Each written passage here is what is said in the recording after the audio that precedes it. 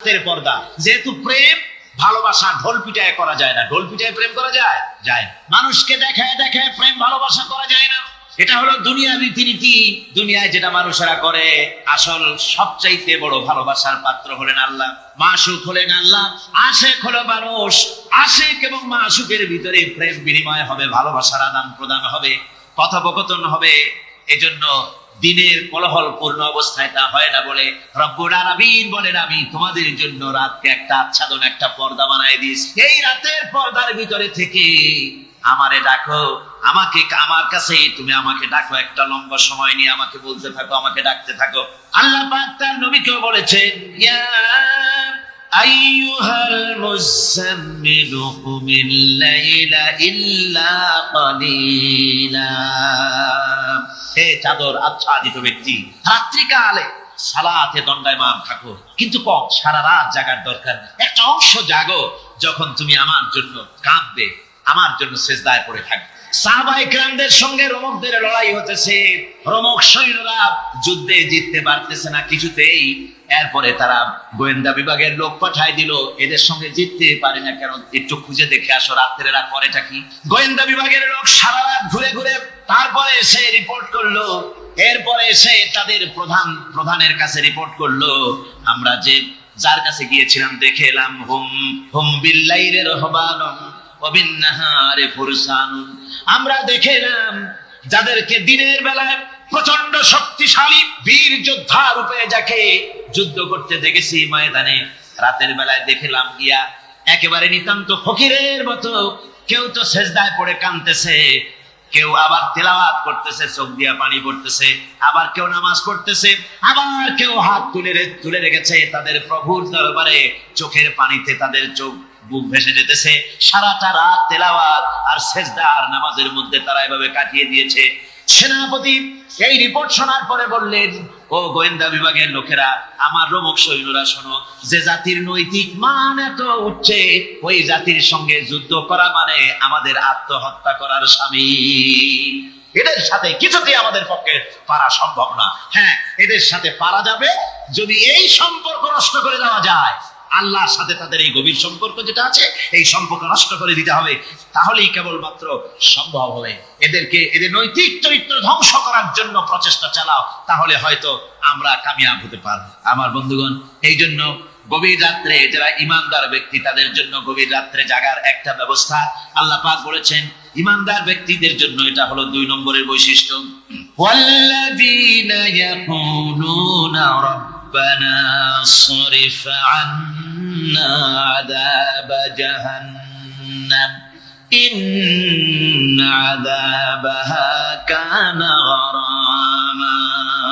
রহমানের বান্দা, খাঁটি বান্দা 3 নম্বরের বৈশিষ্ট্য হচ্ছে তারা আল্লাহ রাব্বুল আলামিনের দরবারে হাত তুলে ফরিয়াদ জানায়, আল্লাহর কাছে মোনাজাত করে।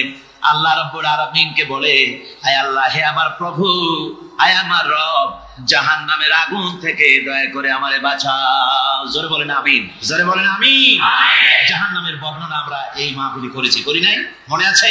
দারুণ কঠিন জায়গা, অত্যন্ত কঠিন জায়গা, মারাত্মক জায়গা জাহান্নাম। ওই জাহান্নামের জন্য আল্লাহর কাছে কাঁদতে হবে, মাপ চাইতে হবে জাহান্নাম থেকে। মুমিন ব্যক্তির 3 নম্বরের বৈশিষ্ট্যই তাই।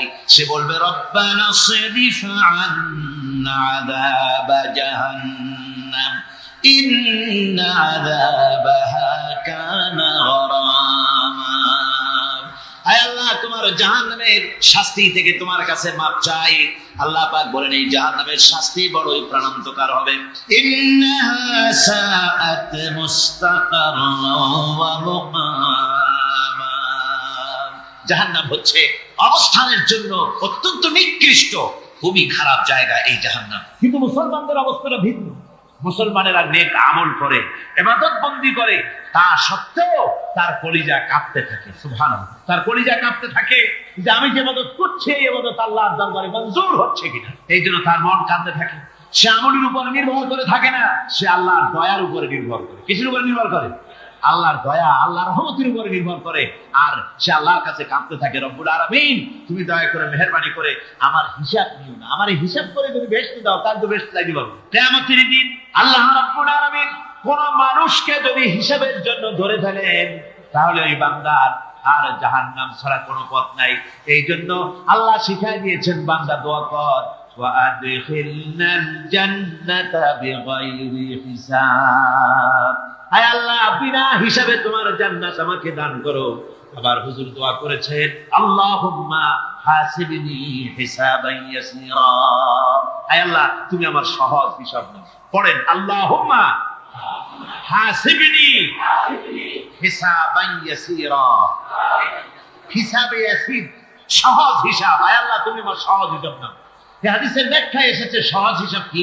ব্যাখ্যায় এসেছে সহজ হিসাবটা হচ্ছে আল্লাহ রাব্বুল আলামিন কিয়ামতের ময়দানে তার কোন বান্দাকে যদি রহমত করতে চান, কোন বান্দার প্রতি যদি দয়া করতে চান, কাউকে যদি ক্ষমা করতে চান, তাহলে আল্লাহ রাব্বুল আলামিন তাকে একটা পর্দার আড়ালে ডেকে দিবেন। একটি পর্দার আড়ালে রেখে নিয়ে আল্লাহ পাক জিজ্ঞেস করবেন, বান্দা তুই কি এই গুনাহগুলি করেছিস নাকি, এইসব গুনাহ করেছিস নাকি? আল্লাহ জিজ্ঞেস করবেন বান্দাকে, অবস্থাটা কেমন হবে চিন্তা করেন, বান্দা এইগুলি করেছিস নাকি? বান্দা ভয়তে থরথর করে কাঁপতে থাকবে, কলিজা ভয়তে কাঁপতে থাকবে, অস্থির হয়ে যাবে। সে স্বীকার করবে, রব্বুল আলামিন তুমি যা বলেছো আমি সব অন্যায় আমার দ্বারা হয়েছে, আমি বুঝতে পারি নাই, আমাকে মাফ করে দাও। রব্বুল আলামিন বান্দাকে বলবেন, যা বান্দা আমি তোকে মাফ করে দিলাম, আমার জান্নাতে চলে যা। সুবহানাল্লাহ, সুবহানাল্লাহ। সুতরাং জাহান্নামের শাস্তি থেকে সব সময়ের জন্য আল্লাহর কাছে মাফ চাইতে হবে। ওয়াল্লাযীনা ইযা আনফাকু লাম ইউসরিফু ওয়া লাম ইয়াকতুরু ওয়া কানা বাইনা যালিকা কাওয়ামা। রহমানের প্রকৃত খাঁটি বান্দা তারা, যারা নাকি যখন খরচ করে খরচের সময় বেহুদা খরচ করে না, আবার খরচের ভিতরে কার্পণ্যতাও তারা করে না। ওয়া কানা বাইনা যালিকা কাওয়ামা, এই দুইয়ের মাঝে তারা ভারসাম্য রক্ষা করে, মধ্যমপন্থী অবলম্বন করে চলে। তার মানে হলো পয়সা আছে বলি এই পয়সা দিয়ে তারা মদ খায় না, জুয়া খেলে না, মিনা বাজার ইত্যাদি শয়তানি বদমাশি সিনেমা হল ইত্যাদি বানায়া পাপের বোঝা বাড়ায় না। তারা অতিরিক্ত কোনো খরচ করেন, আবার অর্থ পূজারী ব্যক্তির মতো কার্পণ্যতাও তারা করেন। দুইয়ের মাঝে তারা ভারসাম্য রক্ষা করে। এক শ্রেণীর লোক আছে মাল শুধু জমায়, খরচ করেন। কোরআন শরীফে বলা হয়েছে, আল্লাযী জামা মালান ওয়া আদ্দাদা, মাল জমা করে আর গুনতে থাকে, মাঝে মধ্যে আবার টেলিফোন করে, হ্যালো সোনালী ব্যাংকের ম্যানেজার সাহেব নাকি, বলে হ্যাঁ দেখুন তো আমার আমল নামাটায় কত আছে, এখন হিসাব করে আর তাড়াতাড়ি, এখন তো আমল নামা দেখতে সময় লাগে না, তাড়াতাড়ি দেখা যায়। আগে যেমন ব্যাংকে গিয়ে জানতে কেউ চাইতো যে আমার ডেবিট কত, ক্রেডিট কত, ব্যালেন্স কত ইত্যাদি জানতে চাইলে তাকে একেবারে সেই লেজার খোলা লাগে, বিরাট বিরাট বই, বড় বড় কিতাব যা গরুর গাড়ি দিয়ে টানা লাগে, এত বিশাল বিশাল বই ছিল। এখন সেগুলি সংক্ষিপ্ত হয়ে একেবারে কম্পিউটারের মধ্যে ঢুকানো হয়েছে। কম্পিউটারের ভেতরে রয়েছে একটা ছোট্ট যন্ত্র যার নাম হলো মাইক্রোচিপ, একেবারে এতটুকু ছোট্ট মাইক্রোচিপ। এই মাইক্রোচিপস এর ভেতরে হাজার হাজার ক্লায়েন্টসদের ডেবিট ক্রেডিট, তাদের ট্রানজাকশন, তাদের ব্যালেন্স সব কিছু রয়ে গেছে। আপনি যখনই জিজ্ঞেস করবেন, সে বাটন একটা দাবালো আর সাথে সাথে স্ক্রিনে এসে গেল আপনার নাম কি, বাপের নাম কি, দাদার নাম কি, কত টাকা জমা করছিলেন, কোন কোন তারিখে উঠাইছেন, হাতে কত নিচেন কত, 14 গোষ্ঠীর ইতিহাস একটা চাপে চলে আসে। তো আমি মানুষকে এভাবে বলি যে এই বুদ্ধিটা যিনি দিলেন, লোকেরা বলে তো যে কিয়ামতের দিন আল্লাহ নাকি আমলনামা দিবে মানুষের সামনে হাজির করিয়া, ইমানদারের সামনের থেকে ডান হাতে, বেঈমানের পিছন থেকে কোন হাতে, বাঁ হাতে। এখন ওই আমলনামা সারা জীবনে যত কথা বলছি, যত কাজ করছি সব তাতে লেখা থাকবে, তাহলে সেটা তো বিশাল একটা বই হবে। তো আমরা হাতে করে ধরবই বা কেমনে, আর ওটা হবেই বা কেমনে, আর ওটা পড়বই বা কেমনে? এখন তো বুঝতে সহজ হয়েছে কেমনে পড়বেন। মানুষের মাথায় যদি এই বুদ্ধি আসে, একটা ছোট্ট মাইক্রোচিপসের ভেতরে যদি হাজার হাজার ক্লায়েন্টদের কোটি কোটি শত শত সহস্র কোটি একটা মাইক্রোচিপসের ভিতরে ঢুকানো যায়, তাহলে এই বুদ্ধি যিনি দিলেন তিনি বুঝি এর চাইতে ছোট্ট বইয়ের মধ্যে আপনারা আমল উঠে দিতে পারবেন না নাকি? জোরে বলেন, পারবে কিনা? নিশ্চয়ই পারবেন, হাজার পাওয়ার পর। বন্ধুগণ, সুতরাং এরা মাল জমা করে আর গুনে, জিজ্ঞেস করে ম্যানেজার সাহেব কত হয়েছে, বলে যে এত লক্ষ এত, তখন আবার চিন্তা হয় যে আরো কত টাকা জমাইতে পারলে কোটি হয়, তারপরে আরো 200 কোটি হয়, এভাবে তারা জমাইতে থাকে, খরচ করে। তো এ ব্যাপারে সন্তানদের জন্য খরচ যেটা লাগে, সেটা স্ত্রী পুত্র সন্তান আত্মীয় স্বজন যে আছে, যা তাদের জন্য যে পরিমাণ খরচ করা লাগে তা যদি না করে, তাহলে এটা হচ্ছে বখিলি। আর খরচ করতে গিয়ে যদি বেশি করে, তাহলে সেটা হচ্ছে বেহুদা খরচ। এখন এই বেহুদা খরচ থেকে আমাদেরকে বাঁচতে বলা হয়েছে। বিষয়টা হচ্ছে নিজের আত্মীয় স্বজন সন্তান সন্ততির জন্য খরচ করতে হবে যা লাগে তাই, আর আল্লাহর রাস্তায় যখন দেওয়ার কথা আসে তখন প্রাণ খুলে দান করতে হবে। দেখেন লোকেরা যখন আল্লাহর রাস্তায় দান করতে বলা হয় পকেটের মধ্যে হাত দিয়ে তারপর আঙ্গুল অনেক সময় কষাকষি করে। একজনে জিজ্ঞেস করলাম, মিয়া পয়সা দিবাতে এত পকেটে হাত রাখিয়া বাইরে করে না মোটে, কয় যে ঘষে দেখতেছি শিখি না 10 পাই। তাহলে এইভাবে আল্লাহর রাস্তায় দেওয়ার সময় এই যে কার্পণ্যতা, এই কার্পণ্যতা মানুষকে তাকে শেষ করে দেয়, তার ঈমানকে নষ্ট করে দেয়। আর পয়সা আছে বলে বেশি খরচ করতে হবে, যেমন বিবাহে লোকেরা খরচ করে আমাদের দেশে, কোরবানি করতে গিয়ে খরচ করে। হ্যাঁ, কোরবানি করবেন আপনি, ভালো একটা কোরবানি করবেন, আপনার পয়সা যেমন আছে তেমন, কিন্তু 50,000 টাকা দাম দিয়ে একটা গরু কিনা সেই গরুর গলায় মালা দিয়া এরপরে সারা শহরে প্রদর্শনী করতে হবে, এর কোনো যুক্তি নেই। আছে কোনো যুক্তি?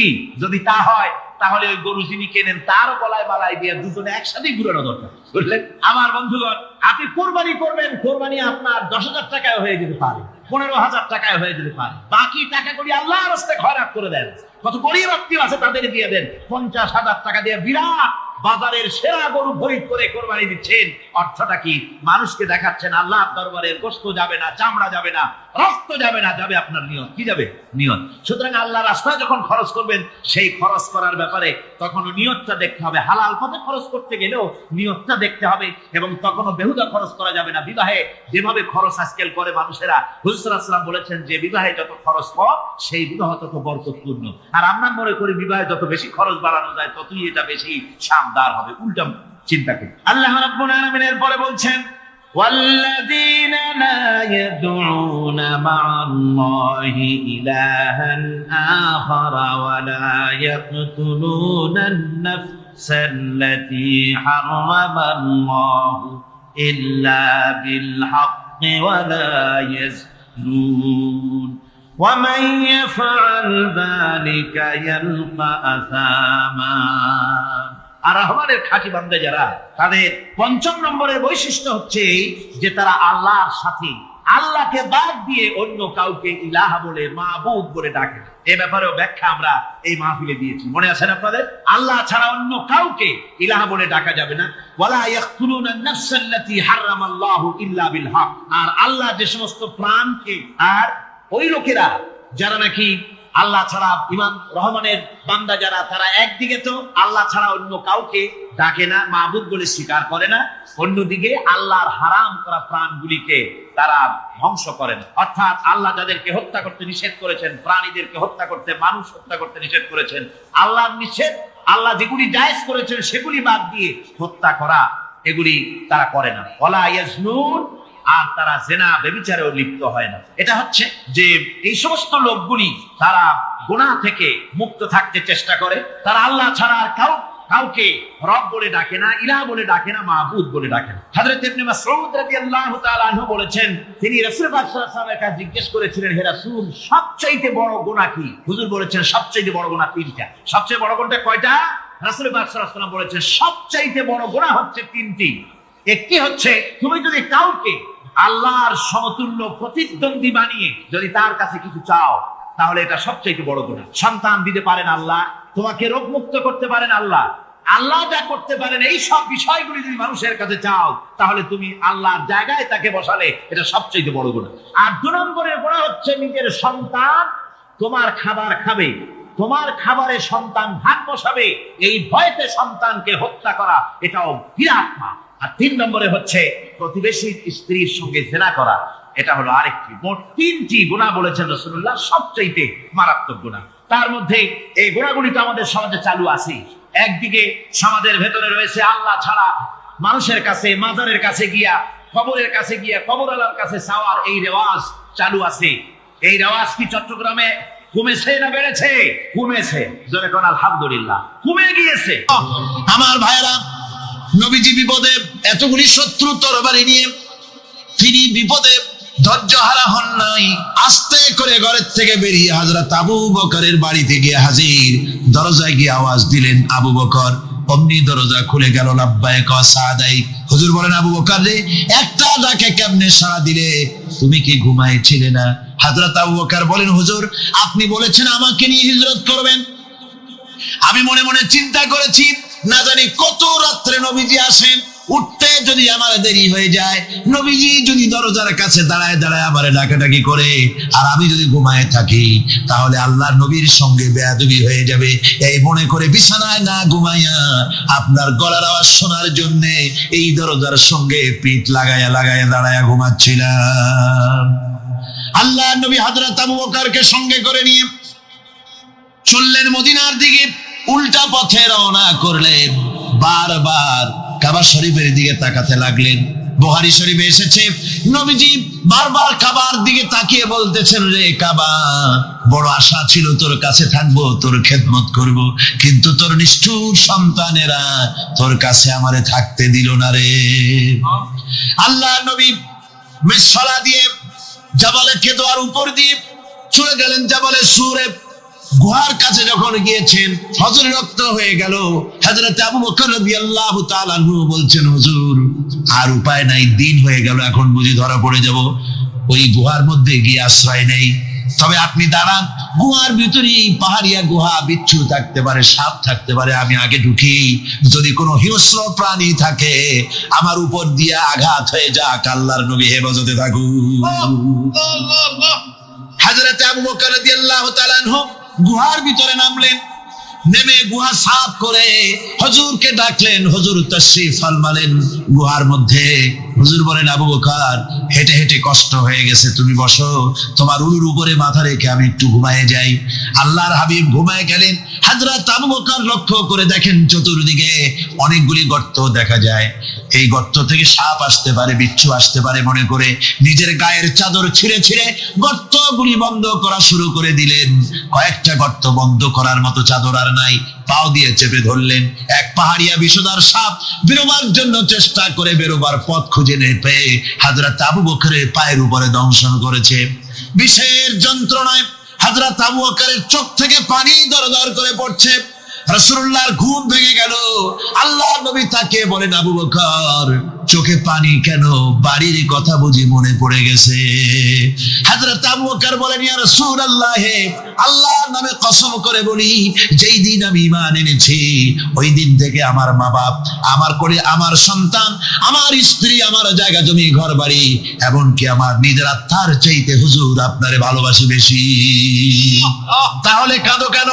হযরত আবু বকর বলেন, হুজুর, বাড়ির জন্য কাঁদি না, ছেলেপেলের জন্য কাঁদি না, সাপে দংশন করেছে, যন্ত্রণায় কাঁদতেছি।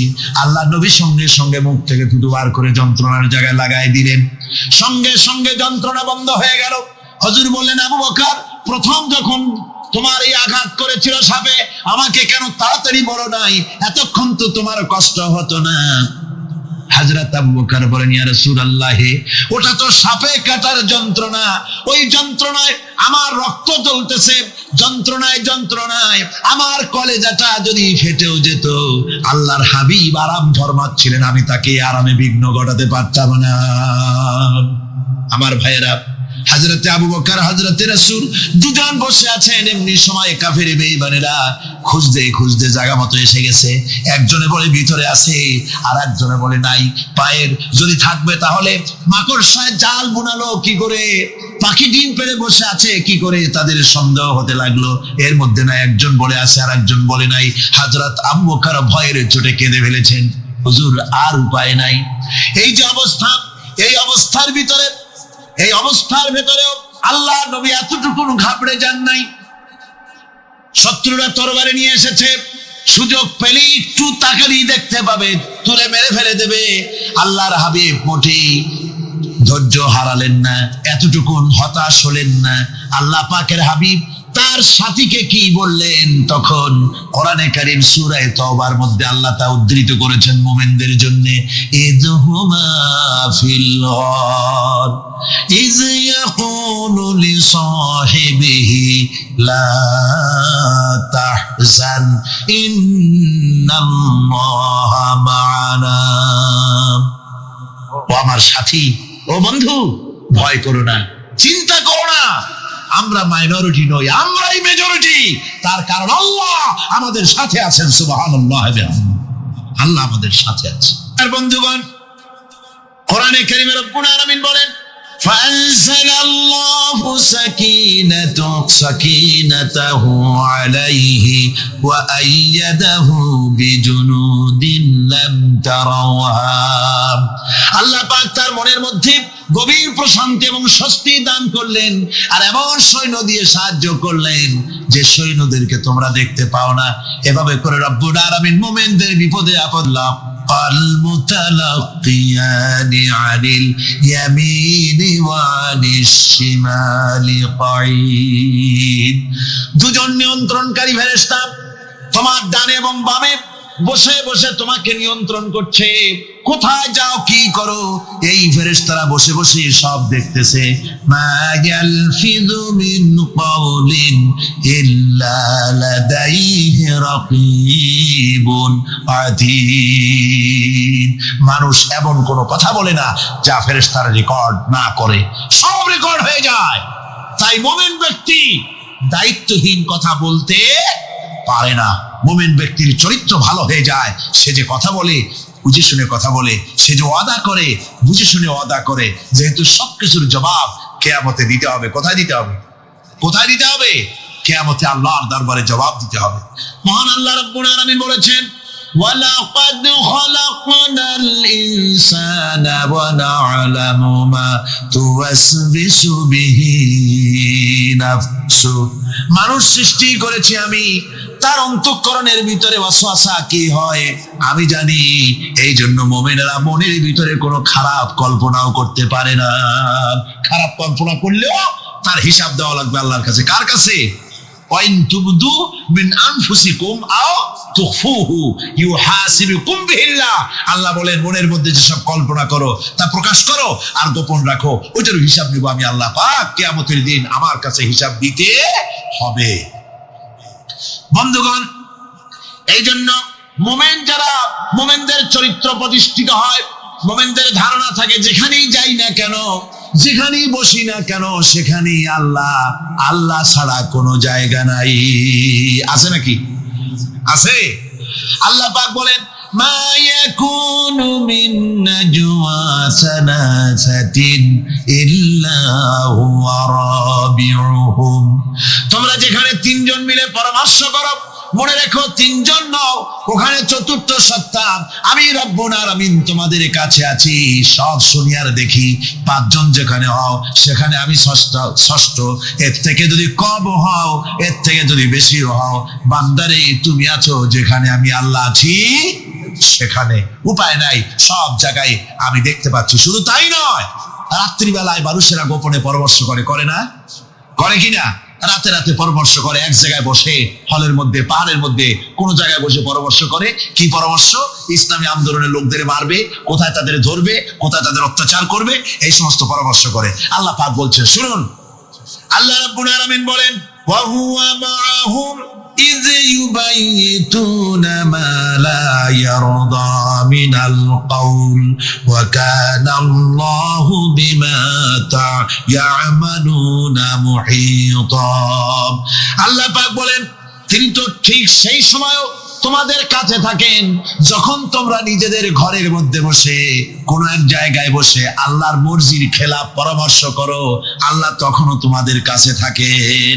আল্লাহর ইহাতা থেকে, আল্লাহর কর্তৃত্ব থেকে বেরিয়ে যাওয়ার কোনো উপায় নাই। সুতরাং গোপনে বলেন, প্রকাশ্যে বলেন, যেভাবেই যা কিছু করা হোক না কেন, আল্লাহর কাছে আমাদের সমস্ত অপরাধগুলি ধরা হয়ে যায়। আর এটাই হচ্ছে ঈমানের সীমা পরিসীমা। তিলকা হুদুদাল্লাহি ফালা তা'তাদুহা। তিলকা হুদুদুল্লাহ, এটাই হচ্ছে আল্লাহর সীমানা। ঈমানের এই সীমারেখা বজায় রেখে ঈমানের উপরে মজবুত করে কোনো ব্যক্তি, পরিবার, সমাজ, রাষ্ট্র যদি তৈরি হয়, তাহলে সেই সমাজেই শান্তি আসে, সেই সমাজেই আরাম আসে, সেই রাষ্ট্র শান্তিপূর্ণ হয়, সেখানে দিন কায়েম হয়, মানুষ সুখ সমৃদ্ধি খুঁজে পায়। সুতরাং আমরা আজকে আলোচনা করলাম ঈমানের কোয়ালিটি। কি আলোচনা করলাম? ঈমানের কোয়ালিটি। এই কোয়ালিটি দিয়ে যেন আল্লাহ আমাদেরকে ভরপুর করে দেন। জোরে বলেন আমিন। আরো জোরে বলেন আমিন। একবার রাসূল পাক সাল্লাল্লাহু আলাইহি ওয়াসাল্লামের কাছে একজন মুশরিক এসেছেন, তার কাছে একটা ভাঙা মূর্তি। হুজুর জিজ্ঞেস করলেন, তোমার মূর্তিটা ভাঙা কেন? লোকটি বলল যে এটি হচ্ছে আমার খোদা, একে আমি সব সময় সাথে রাখি, না জানি কোন সময় কোন বিপদে পড়ি, এই জন্য সাথে রাখি বিপদ থেকে বাঁচার জন্য। পথিমধ্যে আমার প্রকৃতির ডাক এলো, পেশাব পায়খানায় যাওয়ার প্রয়োজন হলো। তো মনে করলাম এমন জায়গায় এই খোদা নিয়ে যাওয়া উচিত না, খোদাকে রাস্তার উপরে রেখে তারপরে গেলাম কাম সারতে। কাম সেরে এসে দেখি যে এইটার মাথা থেকে শুরু করে পা পর্যন্ত ভিজা। মনে করলাম খোদার শরীর ভিজা, না জানি নিশ্চয়ই কোনো পবিত্র বরকতপূর্ণ পানি হবে। তো এই বরকতপূর্ণ পানি আমি নিজে একটু টেস্ট করলাম, জিহ্বা দিয়া চাটলাম, খাইলাম, দেখলাম যে কেমন কেমন গন্ধ আসে, আর কি একটা টক টক জাতীয় বিশ্রী রকমের। তো মনে করলাম পবিত্র পানি এরকমের গন্ধ হবে কেন? এদিক ওদিক তাকালাম, তাকিয়ে দেখি দূরে একটা কুকুর দাঁড়ানো, তার নিচের থেকে পানি টপকাচ্ছে। তখন ভাবলাম যে আসলে কোন বরকতের পানি এটা। আমি তখন রাগ করে এইটা ঠ্যাং ধরে আছাড় মারলাম যে তুই কি খোদা না তুই একটা হুদা? তুই তো নিজেরই ঠেকাতে পারিস না বিপদ থেকে, তো আমারও ঠেকাবি কি করে? হাদিস শরীফ এসছে, রাসূল পাক সাল্লাল্লাহু আলাইহি ওয়াসাল্লাম তখন হেসে দিয়েছিলেন। সে হাসিতে হুজুরের দন্ত মোবারক বিকশিত হয়েছিল, শরীর মোবারক কেঁপে উঠেছিল। হুজুর জিজ্ঞেস করলেন, আমার কাছে কি মতলবে এসেছো? লোকটি বলছে, হুজুর আমার কাছে আজকে এইসব জিনিসের ব্যর্থতা অসারতা ধরা পড়েছে, আমি তৌহিদের আশ্রয় নিতে এসেছি। আল্লাহর নবী বললেন, পড়ো লা ইলাহা ইল্লাল্লাহু মুহাম্মাদুর রাসূলুল্লাহ। মুমিন ব্যক্তি আত্মমর্যাদার সৃষ্টি হয় তার কলিজার মধ্যে, আত্মসম্ভ্রম, আত্মসম্মান। সে কারো কাছে মাথা নত করবে না, তার কারণ সে জানে আমি যার গোলাম তিনি হচ্ছেন সকল ক্ষমতার উৎস। সকল ক্ষমতার উৎস কে? চিল্লায় বলতে হবে, সকল ক্ষমতার উৎস কে? কিন্তু আমার দেশের পার্লামেন্ট, আমার দেশের সংসদ, এই সংসদে নেতা নেত্রীরা সেখানে বসে বলেন সকল ক্ষমতার উৎস, সকল শক্তির উৎস জনগণ। বলেন এরকম, সকল ক্ষমতার উৎস জনগণ। এই ধরনের কথা বলা শিরক, বিশ্বাস করাও শিরক। জনগণের ক্ষমতা কোথায়? জনগণ শুধু ভোটের ক্ষমতা রাখে, ক্ষমতা দেওয়ার মালিক আর ক্ষমতা ছিনায় নেওয়ার মালিক জোরে বলেন কে? জনগণই যদি ক্ষমতার মালিক হয় তাহলে 9 বছরের রাজার 10 বছরের সাজা হয় কেমনে? জনগণ ক্ষমতার মালিক নয়, এটি একটি মিথ্যে কথা। এই কথাটি শিরক, কোন মুসলমানের কথা বিশ্বাস করা উচিত নয়। কথা বুঝতে পেরেছেন? কোন মুসলমানের বিশ্বাস করা উচিত নয়। আল্লাহ পাক পরিষ্কার বলেছেন, আন্নাল কুওয়াতা লিল্লাহি জামিআ, সমস্ত ক্ষমতার উৎস কেবলমাত্র আল্লাহ সুবহানাহু ওয়া তাআলা। কিন্তু বেকুবরা বোঝে না, জনগণকে খুশি করার জন্য, তাদের ভোট যেন বারবার পাওয়া যায়, এই জন্য বলে সমস্ত ক্ষমতার উৎস জনগণ। বেকুবেরা, পাগলেরা বুঝে না, সেই জন্যই তারা এই কথাগুলি বলে। কয়েকটি কথা আমাদের দেশে চালু আছে যে কথাগুলি শুনলে খুবই খারাপ লাগে। একটা হচ্ছে সকল ক্ষমতার উৎস জনগণ, এটি মারাত্মক শিরকপূর্ণ কথা। আরেকটি কথা, যখন রেডিও টিভিতে বলা হয় যে কুতুবদিয়া, হাতিয়া, সন্দ্বীপ, কক্সবাজার উপকূলীয় এলাকায় থেকে 280 মাইল স্পিডে বাতাস প্রবাহিত হবে, 30 ফিট উঁচু হয়ে জলোচ্ছ্বাস হবে, গ্রেট ডেঞ্জার সিগন্যাল নাম্বার 10 দেখাবার জন্য বলা হলো।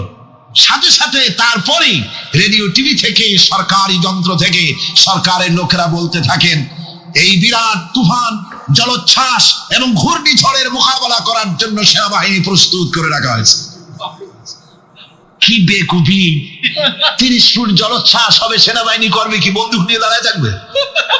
মোকাবেলা করবা? প্রচন্ড বাতাসের মোকাবেলা করবা তুমি সলিমুদ্দি? হ্যাঁ, বরং বলা যেতে পারে ঘূর্ণিঝড় এবং জলোচ্ছ্বাসের পরে যে দুর্যোগ সৃষ্টি হবে তড়িৎ গতিতে, আমরা সেই দুর্যোগকে, মানুষকে ঠেকাবার জন্য আমরা প্রাণ চেষ্টা চালাবো, আমাদের সব মেশিনারি সেজন্য প্রস্তুত আছে, এটা বলা যেতে পারে। কিন্তু ঝড়ের মোকাবেলা করব, মারাত্মক কথা, মারাত্মক কথা। আবার আরেকটি কথা খুবই মারাত্মক, এগুলো পত্র পত্রিকায় দেখি, অমুক দলের অমুক নেতা হসপিটালে মৃত্যুর সঙ্গে পাঞ্জা লড়তেছে। আজীব তামাশা। মৃত্যু কি তোমার মাইকেল টাইসন? মৃত্যু কি তোমার মোহাম্মদ আলী ক্লে যে পাঞ্জা লড়বা? মৃত্যুর সাথে পাঞ্জা লড়তে পারে এমন ক্ষমতা পৃথিবীর কেউ আছে? সুতরাং এগুলো জাহালাতের কথা, মূর্খতার কথা। মৃত্যু যন্ত্রণায় ভুগছে এটা বলা যায়, মৃত্যু যন্ত্রণায় কষ্ট পাচ্ছে বলা যায়, মৃত্যুর সাথে পাঞ্জা লড়ছে, সলিমুদ্দিন সাহস তো কম না। আমার ভাইয়েরা, সুতরাং সমস্ত ক্ষমতার উৎস কেবলমাত্র আল্লাহ সুবহানাহু ওয়া তাআলা। যাকে খুশি ক্ষমতায় দেন, যাকে খুশি ক্ষমতা থেকে নামায় দেন। এত বড় প্রচন্ড ক্ষমতার মালিক তিনি। রাতকে দিন বানান, দিনকে রাত বানিয়ে দেন, সাগরকে নগর করেন, নগরকে সাগরে পরিণত করে দেন, আমিরকে ফকির করেন, ফকিরকে আমির বানায় দেন, রাস্তার মানুষ ধরে নিয়ে, অপরিচিত লোক একজন ধরে নিয়ে রাষ্ট্রের মালিক বানায় দেন, প্রেসিডেন্ট বানায় দেন। আবার সম্মানের ফুলের মালা দিয়া গলা থেকে শুরু করে পা পর্যন্ত ফুলের মালা দিয়া ভরে দেন।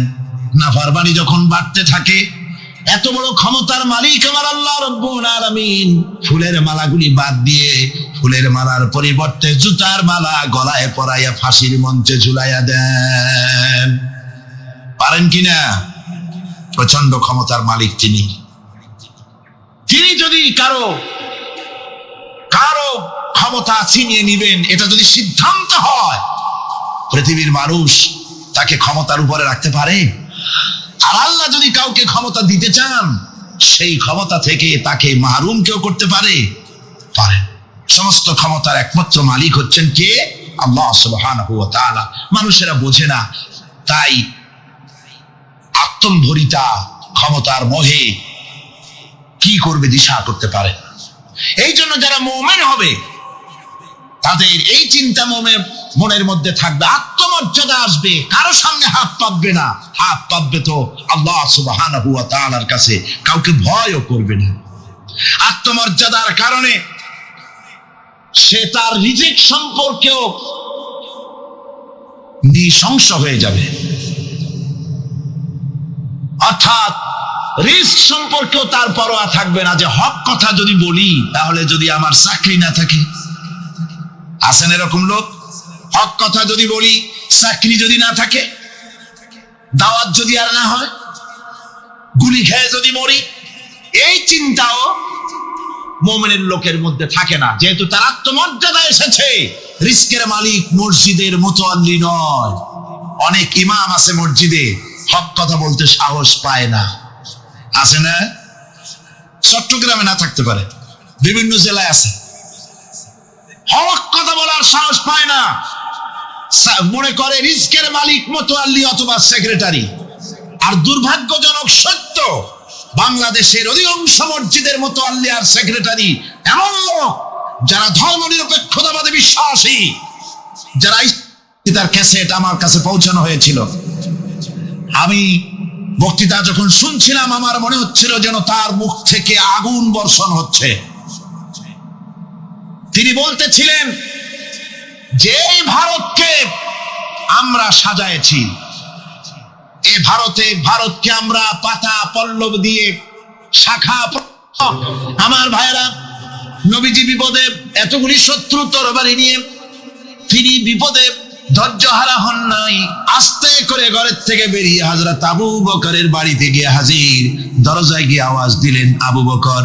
অমনি দরজা খুলে গেল। লাব্বাইক ওয়া সাদাইক। হুজুর বলেন, আবু বকর রে, একটা ডাকে কেমনে সাড়া দিলে? তুমি কি ঘুমাইছিলে না? হযরত আবু বকর বলেন, হুজুর আপনি বলেছেন আমাকে নিয়ে হিজরত করবেন। আমি মনে মনে চিন্তা করেছি, না জানি কত রাত্রে নবীজি আসেন, উঠতে যদি আমার দেরি হয়ে যায়, নবীজি যদি দরজার কাছে দাঁড়ায় দাঁড়ায় আমারে ডাকাডাকি করে আর আমি যদি ঘুমায় থাকি, তাহলে আল্লাহর নবীর সঙ্গে বেয়াদবি হয়ে যাবে। এই মনে করে বিছানায় না ঘুমাইয়া আপনার গলার আওয়াজ শোনার জন্য এই দরজার সঙ্গে পিঠ লাগাইয়া লাগাইয়া দাঁড়ায়া ঘুমাচ্ছিলাম। আল্লাহর নবী হযরত আবু বকরকে সঙ্গে করে নিয়ে চললেন মদিনার দিকে, উল্টা পথে রওনা করলেন। বারবার কাবা শরীফের দিকে তাকাতে লাগলেন। বুখারী শরীফে এসেছে, নবীজি বারবার কাবার দিকে তাকিয়ে বলতেছেন, রে কাবা, বড় আশা ছিল তোর কাছে থাকবো, তোর খেদমত করব। ওই দিন থেকে আমার মা বাপ, আমার করে আমার সন্তান, আমার স্ত্রী, আমার জায়গা জমি ঘর বাড়ি, এমনকি আমার নিজের আত্মার চাইতে হুজুর আপনারে ভালোবাসি বেশি। তাহলে কাঁদো কেন? হযরত আবু বকর বলেন, হুজুর বাড়ির জন্য কাঁদি না, ছেলেপেলের জন্য কাঁদি না, সাপে দংশন করেছে, যন্ত্রণায় কাঁদতেছি। আল্লাহ নবী সঙ্গে সঙ্গে মুখ থেকে থুতু বার করে যন্ত্রণার জায়গায় লাগাই দিলেন, সঙ্গে সঙ্গে যন্ত্রণা বন্ধ হয়ে গেল। হুজুর বললেন, আবু বকর, প্রথম যখন তোমার এই আঘাত করেছিল সাপে, আমাকে কেন তাড়াতাড়ি বলো নাই? এতক্ষণ তো তোমার কষ্ট হতো না। হযরত আবু বকর বলেন, ইয়া রাসূলুল্লাহ, ওটা তো সাপে কাটার যন্ত্রণা, ওই যন্ত্রণায় আমার রক্ত জ্বলতেছে, যন্ত্রণায় যন্ত্রণায় আমার কলেজাটা যদি ফেটেও যেত। আল্লাহর হাবিব আরাম ফরমাচ্ছিলেন, আমি তাকে আরামে বিঘ্ন ঘটাতে পারতাম না। আমার ভাইয়েরা, হযরতে আবু বকর, হযরতে রাসূল দুজন বসে আছেন। এমনি সময় কাফের বেঈমানেরা খুঁজতে খুঁজতে জায়গা মতো এসে গেছে। একজনে বলে ভিতরে আছে, আর একজনে বলে নাই।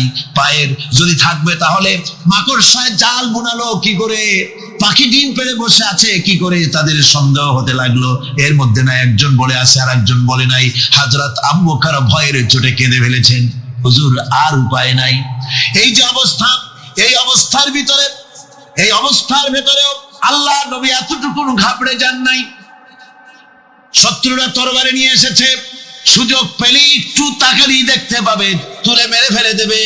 আল্লাহর হাবিব মোটেই ধৈর্য হারালেন না, এতটুকু হতাশ হলেন না।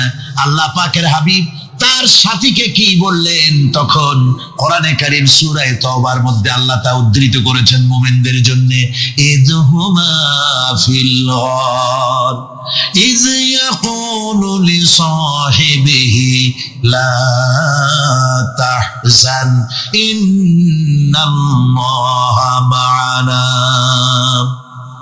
ও আমার সাথী, ও বন্ধু, ভয় করো না, চিন্তা করো না, আমরা মাইনরিটি নই, আমরাই মেজরিটি। তার কারণ আল্লাহ আমাদের সাথে আছেন। সুবহানাল্লাহ, আল্লাহ আমাদের সাথে আছেন। আর বন্ধুগণ, কোরআনে কারীমে রব্বুল আলামিন বলেন, فأنزلallahu sakinatahu alayhi wa ayyadahu bijunudin lam tarawha। আল্লাহ পাক তার মনের মধ্যে গভীর প্রশান্তি এবং স্বস্তি দান করলেন, আর এমন সৈন্য দিয়ে সাহায্য করলেন যে সৈন্যদেরকে তোমরা দেখতে পাও না। এভাবে করে রব্বুল আলামিন মুমিনদের বিপদে আপদে মুসিবতে সব সময় আল্লাহ পাক মুসলমানদেরকে সাহায্য করেছেন। জোরে বলেন সুবহানাল্লাহ। মুমিনদের সাহায্যকারী আল্লাহ। তাই ইসলামী আন্দোলনের সাথে যারা আছে, যারা কর্মী, যারা নেতা, যারা মুমিন, যারা ঈমানদার, মেঘের মতো প্রচন্ড কালো মেঘ হয়ে চতুর্দিক থেকে অন্ধকারের মতো সে এসেছে বিপদ। কোন বিপদ না, আল্লাহ পাক সাহায্যকারী। কে সাহায্যকারী? জোরে বলেন, সাহায্যকারী কে? আল্লাহ সুবহানাহু ওয়া তাআলা। তিনি সাহায্য, ভয় নাই। আল্লাহ পাকের উপর ঈমান আনলে পরে কলিজার ভিতরে দুর্জয় সাহসের সৃষ্টি হয়ে যায়, কোনো ভয় অন্তঃকরণে তার থাকে না। আল্লাহ পাক সাহায্য করেন। আর আল্লাহর উপরে ঈমান আনলে পরে রব্বুল আলামিন বলেছেন, ইয়া আইয়ুহাল্লাযীনা আমানু হাল আদুল্লুকুম আলা তিজারাতিন তুনজিকুম মিন আযাবিন আলীম। এমন একটা ব্যবসার কথা কি বলবো না, যে ব্যবসায় তোমাদেরকে জাহান্নামের আযাব থেকে বাঁচায় দেবে। তার প্রথম কাজই হলো আল্লাহর প্রতি ঈমান আনা। ঈমান আনলে পরে এই সমস্ত গুণ তৈরি হয়ে যায়। আর ঈমানে সবচাইতে উপকৃত হয় সমাজের লোকেরা, রাষ্ট্রের লোকেরা, পরিবারের লোকেরা, দেশের মানুষ উপকৃত হয় মুমিনদের দিয়ে ঈমানের কারণে। তার কারণ হলো একজন মুমিন, একজন ব্যক্তি যখন ঈমানদার হয়, মুমিন হয়ে যায়, আল্লাহর প্রতি যখন প্রগাঢ় বিশ্বাস তার এসে যায়, তখন সেই ব্যক্তি নৈতিকতার মান তার বেড়ে যায়। জোরে বলেন সুবহানাল্লাহ। নৈতিক চরিত্রের উপরে সে প্রতিষ্ঠিত হয়, সে মিথ্যা বলতে সাহস পায় না। মুমিন ব্যক্তি মিথ্যা বলতে সাহস পায় না। কেন পায় না? মিথ্যা বলতে সাহস পায় না, ঠকাতে সাহস পায় না, ওজনে কম দিতে সাহস পায় না, শয়তানি বদমাশি করতে সাহস পায় না। তার কারণ হলো আল্লাহ পাক বলে দিয়েছেন, মুমিন কোরআনের ভিতরে পড়েছে, ইয ইয়াতালাক্কাল মুতালাক্কিয়ানি আনিল ইয়ামিনি ওয়া আনিশ শিমালি কাঈদ। দুজন নিয়ন্ত্রণকারী ফেরেশতা তোমার ডানে এবং বামে বসে বসে তোমাকে নিয়ন্ত্রণ করছে, কোথায় যাও কি করো এই ফেরেশতারা বসে বসে সব দেখতেছে। মা ইয়ালফিযু মিন কাওলিন ইল্লা লাদাইহি রাকীবুন আতীদ। মানুষ এমন কোনো কথা বলে না যা ফেরেশতারা রেকর্ড না করে, সব রেকর্ড হয়ে যায়। তাই মুমিন ব্যক্তি দায়িত্বহীন কথা বলতে পারে না। মুমিন ব্যক্তির চরিত্র ভালো হয়ে যায়, সে যে কথা বলে বুঝে শুনে কথা বলে, সে যে ওয়াদা করে বুঝে শুনে ওয়াদা করে। যেহেতু সবকিছুর জবাব কিয়ামতে দিতে হবে। কোথায় দিতে হবে? কোথায় দিতে হবে? কিয়ামতে আল্লাহর দরবারে জবাব দিতে হবে। মহান আল্লাহ রাব্বুল আলামিন বলেছেন, ওয়ালাকাদ খালাকনাল ইনসানা ওয়া না'লামু মা তুওয়াসবিসু বিহি নাফসু। মানুষ সৃষ্টি করেছি আমি, তার অন্তঃকরণের ভিতরে ওয়াসওয়াসা কি হয় আমি জানি। এই জন্য মুমিনেরা মনের ভিতরে কোনো খারাপ কল্পনাও করতে পারে না। খারাপ কল্পনা করলেও তার হিসাব দেওয়া লাগবে আল্লাহর কাছে। কার কাছে? ওয়াইন তুবদু মিন আনফুসিকুম আও তুখফুহু ইউহাসিবুকুম বিহিল্লাহ। আল্লাহ বলেন, মনের মধ্যে যেসব কল্পনা করো তা প্রকাশ করো আর গোপন রাখো, ওইটার হিসাব নিব আমি আল্লাহ পাক। কিয়ামতের দিন আমার কাছে হিসাব দিতে হবে। বন্ধুগণ, এই জন্য মুমিন যারা, মুমিনদের চরিত্র প্রতিষ্ঠিত হয়, মুমিনদের ধারণা থাকে যেখানেই যাই না কেন, যেখানেই বসি না কেন, সেখানেই আল্লাহ, আল্লাহ ছাড়া কোনো জায়গা নাই। আছে নাকি? আছে। আল্লাহ পাক বলেন, মা ইয়াকুনু মিন নাজওয়া সালাসাতিন ইল্লা হুয়া রাবিউহুম। তোমরা যেখানে তিনজন মিলে পরামর্শ করো, মনে রেখো তিনজন নও, ওখানে চতুর্থ সত্তা আমি রব্বুল আলামিন তোমাদের কাছে আছি। সব শুনিয়ার দেখি, পাঁচজন যেখানে হও সেখানে আমি ষষ্ঠ। এর থেকে যদি কম হও, এর থেকে যদি বেশি হও, বান্দারে তুমি আছো যেখানে আমি আল্লাহ আছি সেখানে। উপায় নাই, সব জায়গায় আমি দেখতে পাচ্ছি। শুধু তাই নয়, রাত্রিবেলায় মানুষেরা গোপনে পরামর্শ করে, করে না? করে কিনা? রাতে রাতে পরামর্শ করে, এক জায়গায় বসে, হলের মধ্যে, পাহাড়ের মধ্যে, কোন জায়গায় বসে পরামর্শ করে। কি পরামর্শ? ইসলামী আন্দোলনের লোকদের মারবে, কোথায় তাদের ধরবে, কোথায় তাদের অত্যাচার করবে, এই সমস্ত পরামর্শ করে। আল্লাহ পাক বলছেন, শুনুন, আল্লাহ রাব্বুল আলামিন বলেন, ওয়া হুয়া মাআহুম ইয ইউবাইতুনা মা লা ইয়ারদা মিনাল কাউল ওয়া কানা আল্লাহু বিমা তা'মালুনা মুহীতা।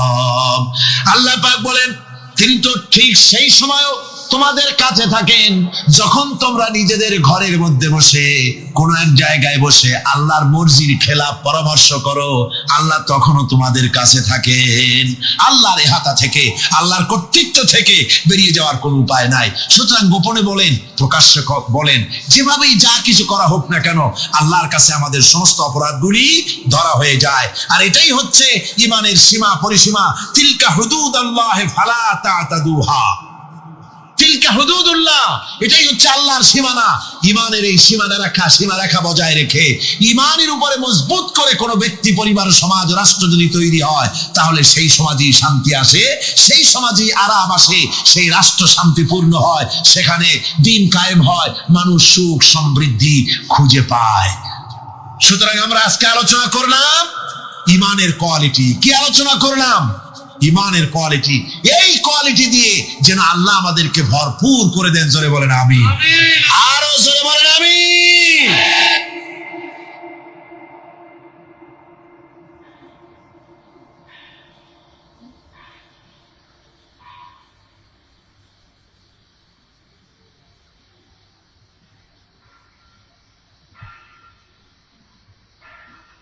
একবার রাসূল পাক সাল্লাল্লাহু আলাইহি সাল্লামের কাছে একজন মুশরিক এসেছেন, তার কাছে একটা ভাঙ্গা মূর্তি। হুজুর জিজ্ঞেস করলেন, তোমার মূর্তিটা ভাঙা কেন? লোকটি বলল যে এটি হচ্ছে আমার খোদা, একে আমি সব সময় সাথে রাখি, না জানি কোন সময় কোন বিপদে পড়ি, এই জন্য সাথে রাখি বিপদ থেকে বাঁচার জন্য। পথিমধ্যে আমার প্রকৃতির ডাক এলো, পেশাব পায়খানায় যাওয়ার প্রয়োজন হলো, তো মনে করলাম এমন জায়গায় এই খোদা নিয়ে যাওয়া উচিত না। খোদাকে রাস্তার উপরে রেখে তারপরে গেলাম কাম সারতে। কাম সেরে এসে দেখি যে এইটার মাথা থেকে শুরু করে পা পর্যন্ত ভিজা। মনে করলাম খোদার শরীর ভিজা, না জানি নিশ্চয়ই কোনো পবিত্র বরকতপূর্ণ পানি হবে। তো এই বরকতপূর্ণ পানি আমি নিজে একটু টেস্ট করলাম, জিহ্বা দিয়া চাটলাম, খাইলাম, দেখলাম যে কেমন কেমন গন্ধ আসে, আর কিরিত একটা টক টক জাতীয় বিশ্রী রকমের। তো মনে করলাম পবিত্র পানি এরকমের গন্ধ হবে কেন? এদিক ওদিক তাকালাম, তাকিয়ে দেখি দূরে একটা কুকুর দাঁড়ানো, তার নিচের থেকে পানি টপকাচ্ছে। তখন ভাবলাম যে আসলে কোন বরকতের পানি এটা। আমি তখন রাগ করে এইটা ঠ্যাং ধরে আছাড় মারলাম যে তুই কি খোদা না তুই একটা হুদা? তুই তো নিজেরই ঠেকাতে পারিস না বিপদ থেকে, তো আমারও ঠেকাবি কি করে? হাদিস শরীফ এসছে, রাসূল পাক সাল্লাল্লাহু আলাইহি সাল্লাম তখন হেসে দিয়েছিলেন। সে হাসিতে হুজুরের দন্ত মোবারক বিকশিত হয়েছিল, শরীর মোবারক কেঁপে উঠেছিল। হুজুর জিজ্ঞেস করলেন, আমার কাছে কি মতলবে এসেছো? লোকটি বলছে, হুজুর আমার কাছে আজকে এইসব জিনিসের ব্যর্থতা অসারতা ধরা পড়েছে, আমি তৌহিদের আশ্রয় নিতে এসেছি। আল্লাহর নবী বললেন, পড়ো লা ইলাহা ইল্লাল্লাহু মুহাম্মাদুর রাসূলুল্লাহ। মুমিন ব্যক্তি আত্মমর্যাদার সৃষ্টি হয় তার কলিজার মধ্যে, আত্মসম্ভ্রম, আত্মসম্মান। সে কারো কাছে মাথা নত করবে না, তার কারণ সে জানে আমি যার গোলাম তিনি হচ্ছেন সকল ক্ষমতার উৎস। সকল ক্ষমতার উৎস কে? চিল্লায় বলতে হবে, সকল ক্ষমতার উৎস কে? কিন্তু আমার দেশের পার্লামেন্ট, আমার দেশের সংসদ, এই সংসদে নেতা নেত্রীরা সেখানে বসে বলেন সকল ক্ষমতার উৎস, সকল শক্তির উৎস জনগণ। বলেন এরকম, সকল ক্ষমতার উৎস জনগণ। এই ধরনের কথা বলা শিরক, বিশ্বাস করাও শিরক। জনগণের ক্ষমতা কোথায়? জনগণ শুধু ভোটের ক্ষমতা রাখে, ক্ষমতা দেওয়ার মালিক আর ক্ষমতা ছিনায় নেওয়ার মালিক জোরে বলেন কে?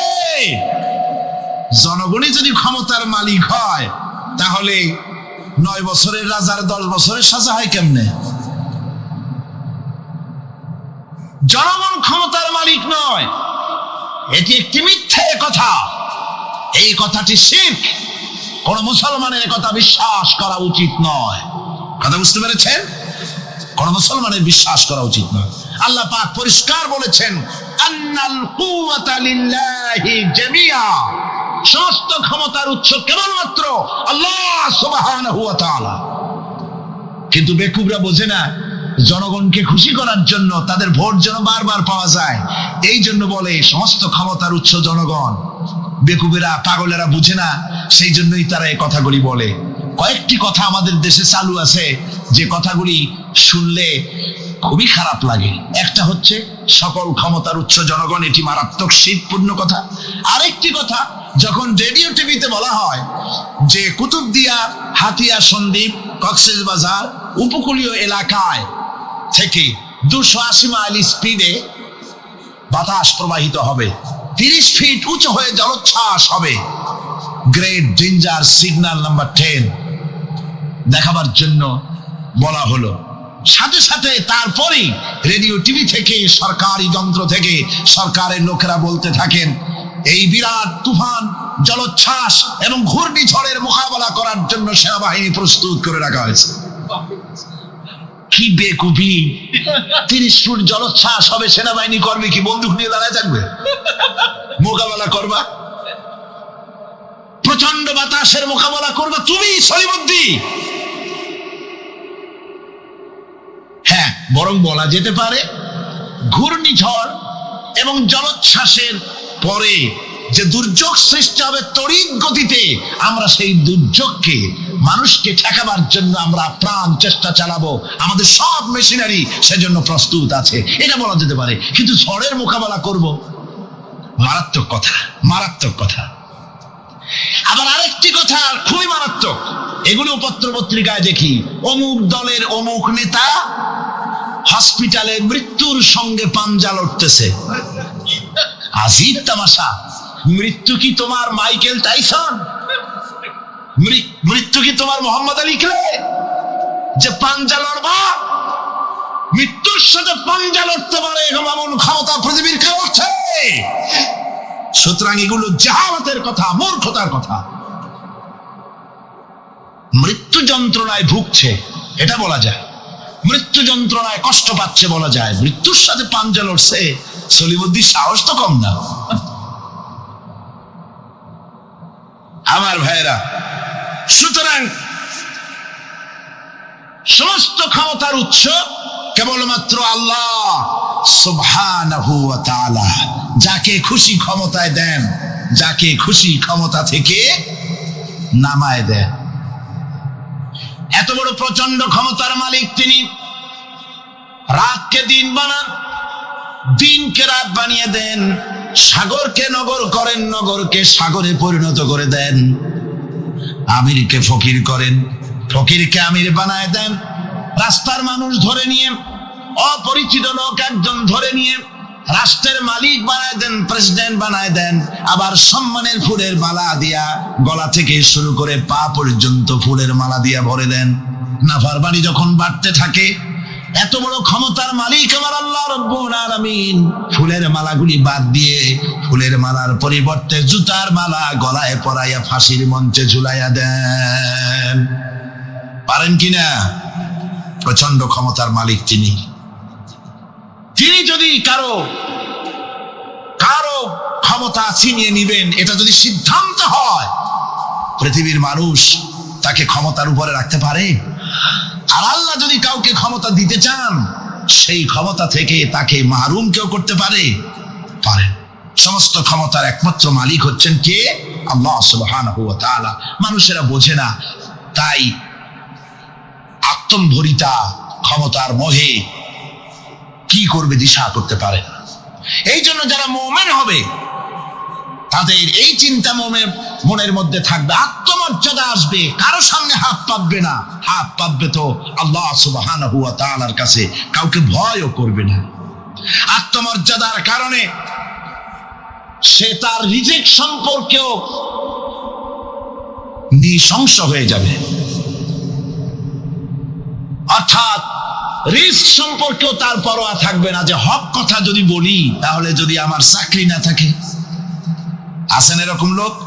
হক কথা যদি বলি, চাকরি যদি না থাকে, দাওয়াত যদি আর না হয়, গুলি খেয়ে যদি মরি, এই চিন্তাও মুমিনের লোকের মধ্যে থাকে না, যেহেতু তার আত্মমর্যাদা এসেছে। রিস্কের মালিক মসজিদের মুতাল্লি নয়। অনেক ইমাম আছে মসজিদে, হক কথা বলতে সাহস পায় না। আছে না? চট্টগ্রামে না থাকতে পারে, বিভিন্ন জেলায় আছে, হক কথা বলার সাহস পায় না, মনে করে রিস্কের মালিক মুতাল্লি অথবা সেক্রেটারি। আর দুর্ভাগ্যজনক সত্য, বাংলাদেশের অধিকাংশ মসজিদের মুতাল্লি আর সেক্রেটারি এমন লোক যারা ধর্মনিরপেক্ষতাবাদে বিশ্বাসী, যারা ইসলামের রাজনীতিতে বিশ্বাস করে না। এ ধরনের বহু লোক মসজিদের সেক্রেটারি, মেম্বার, মুতাল্লি হয়ে বসে আছে, আর মসজিদের ইমামদেরকে হক কথা বলতে দেয় না। আছে না? ইমাম সাহেবরাও, আমি কিন্তু পাইকারি কথা বলছি না, আলহামদুলিল্লাহ যোগ্যতা সম্পন্ন ইমাম আছেন যারা কথা বলেন। আবার কিছু লোক আছে যারা ভয় পান, আমি তাদের উদ্দেশ্যে বলছি, কোরআনে কারীম বলছে রিস্কের মালিক হচ্ছেন আল্লাহ সুবহানাহু ওয়া তাআলা। তোমার রিস্কের পরোয়াটা কিসের?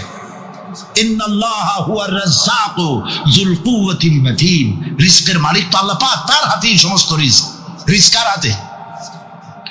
বাংলাদেশ পৃথিবীর দ্বিতীয় বৃহত্তম মুসলিম দেশ, এই দেশে বসে মসজিদে কথা বলতে ভয় পায় মুসলমানেরা, মসজিদে বসে কথা বলতে ভয় পায়।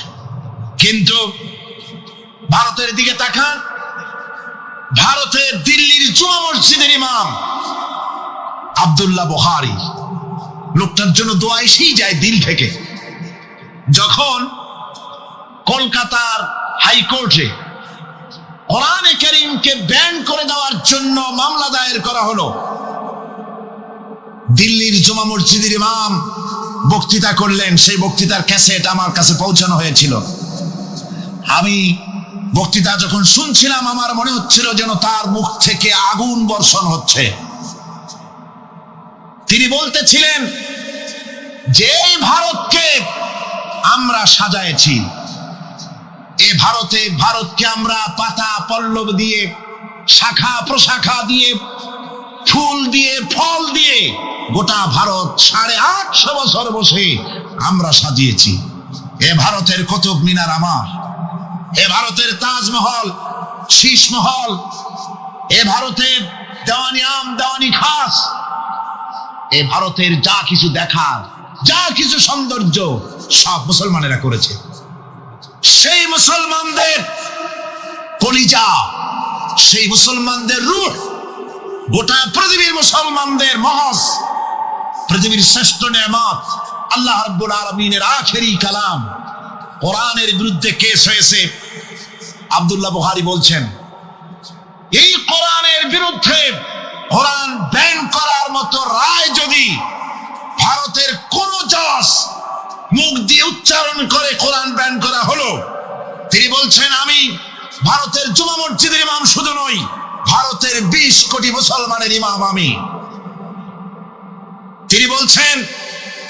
তিনি বলছেন যদি কোরআনে কারীমকে ব্যান করার রায় ঘোষণা করবে যে জজ, সে জজকে আমি পায়ের নিচে তলায় ধরে বাম হাত দিয়ে তার জিহ্বাটা টেনে ছিঁড়ে ফেলে দেব। আমার দেশে ভারতের মসজিদের ভেতরে ইমামরা যে কথা বলতে সাহস পায়, আমার দেশের মসজিদের অনেক ইমাম আগে যারা একটু সাহস পেত, এখন আবার অনেকের মধ্যে কোন জেলায়, চিটাগং না কিন্তু কোন জেলায় সাহস একটু কমে গেছে। তার কারণ কিছু বেয়াদব রাজনীতিক তারা বলেছে মসজিদের মধ্যে রাজনীতি করতে দেওয়া হবে না। ওরা হচ্ছে বেয়াদব। জোরে বলেন ওরা কি? আরো জোরে বলেন ওই সব রাজনীতিবিদরা কি? তার কারণ হচ্ছে মসজিদে কি বলা হবে আর কি বলা হবে না। সুতরাং আল্লাহ রাব্বুল আলামিন রিজকের মালিক, একথা বিশ্বাস করতে হবে। সেই বিশ্বাসের অর্থ এই নয় যে আপনি চুপ করে বসে থাকবেন আর ফেরেশতারা রান্না করে আপনারে রূপসান্দা মাছ খাওয়াই দিয়ে যাবে, এরকম না। বিশ্বাস করতে হবে, কাজ করতে হবে, এর ফলে আল্লাহ রাব্বুল আলামিন রিজকের ব্যবস্থা করবেন।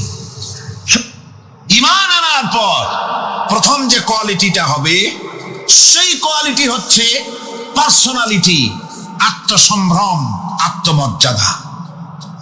দুনিয়ায় কারোর সামনে মাথা সে নত করবে না, মাথা নত করবে কেবলমাত্র আল্লাহর কাছে। সে বিশ্বাস করবে খাইরিহি ওয়া শাররিহি মিনাল্লাহি তাআলা, ভালো মন্দ সব কার কাছ থেকে হয়? আল্লাহর কাছ থেকে হয়। সে কিছুতেই বিশ্বাস করবে না যে কোনো মাজারের কাছে গেলে, কবরের কাছে গেলে আমার তকদির পাল্টে যাবে, কোনো মোমেন তা বিশ্বাস করবে না। কথা বুঝতে পেরেছেন? ভালো করার মন্দ করার সবটা মালিক আল্লাহ সুবহানাহু ওয়া তাআলা। এরপরে 2 নম্বরের যে কোয়ালিটি সৃষ্টি হবে মুমিনের মধ্যে ঈমান আনার পর, সে গুণটা হচ্ছে সে বিনয়ী হবে। বিনয়, বিনম্রতা আর এক বৈশিষ্ট্য হবে। বিনয় এবং বিনম্রতার বৈশিষ্ট্য হবে। তার কারণ হচ্ছে ঈমান আনার পরে সে জানতে পেরেছে আল্লাহ রাব্বুল আলামিনের কর্তৃত্ব থেকে বেরিয়ে আসার ক্ষমতা কারো নাই। অহংকার করে যাব কোথায়? আস্ফালন করে যাব কোথায়? আল্লাহর রাজত্বের বাইরে, আল্লাহর ক্ষমতার বাইরে যাওয়ার ক্ষমতা তো কারোই নাই। সুতরাং অহংকার তার মধ্যে জায়গা পাবে না। আল্লাহ পাক দুনিয়ার সমস্ত মানুষের জিনকে পরিষ্কার করে বলেছেন, ইয়া মাশারাল জিন্নি ওয়াল ইনস ইন ইসতাতাতুম আন তানফুদু মিন আকতারিস সামাওয়াতি ওয়াল আরদ ফানফুযু লা তানফুযুনা ইল্লা বিসুলতান। হে পৃথিবীর মানুষেরা আর জেনেরা, যদি সম্ভব হয় আমার আকাশের নিচের থেকে জমিনের উপর থেকে বেরিয়ে যাও। লা তানফু, বেরিয়ে যেতে পারবে না। আমি আকাশ এবং জমিন থেকে যদি সম্ভব করতে পারো বেরিয়ে যাও। আর যদি কোনো আকাশ থাকে তার নিচে যাও, আর যদি কোনো জমিন থাকে তার উপরে যাও। এমন দেশ যদি পাও যেখানে আমার আলো ছাড়া কোনো আলো আছে, আমার বাতাস ছাড়া কোনো বাতাস আছে, আমার চাঁদ সূর্য ছাড়া কোনো চাঁদ সূর্য আছে, যাও সেখানে। আল্লাহ রাব্বুল আলামিন বলেন নাই এরকম যাওয়ার কোনো উপায় নাই। আমি আল্লাহ রাব্বুল আলামিন আকাশ আর জমিন দিয়ে প্যাকেট করে রেখেছি, আটকায় রেখেছি। আমার রাজত্ব থেকে, আমার ক্ষমতা থেকে, আমার কর্তৃত্ব থেকে বেরিয়ে যাওয়ার ক্ষমতা কোনো মানুষের নাই, কোনো জিনের নাই, কোনো প্রাণীর নাই। সুবহানাল্লাহ। মানুষ হচ্ছে অহংকার কিসের হবে? তোমরা হচ্ছ ফকির। আল্লাহ পাক বলছেন ওয়াল্লাহুল গনিয়্যু ওয়া আনতুমুল ফুকারা। আল্লাহ হচ্ছেন গনি। আল্লাহ কি? গনি, বেনিয়াস, বেপরোয়া। ফাআলুল লিমা ইউরিদ, যা খুশি তাই করে, কারো মুখাপেক্ষী তিনি নন। কোরআনে কারীমে রব্বুল আলামিন বলেছেন নবী আপনি আমার ব্যাপারে, আমার গুণাবলীর ব্যাপারে বলুন। কুল হুয়াল্লাহু আহাদ, পড়েন সবাই।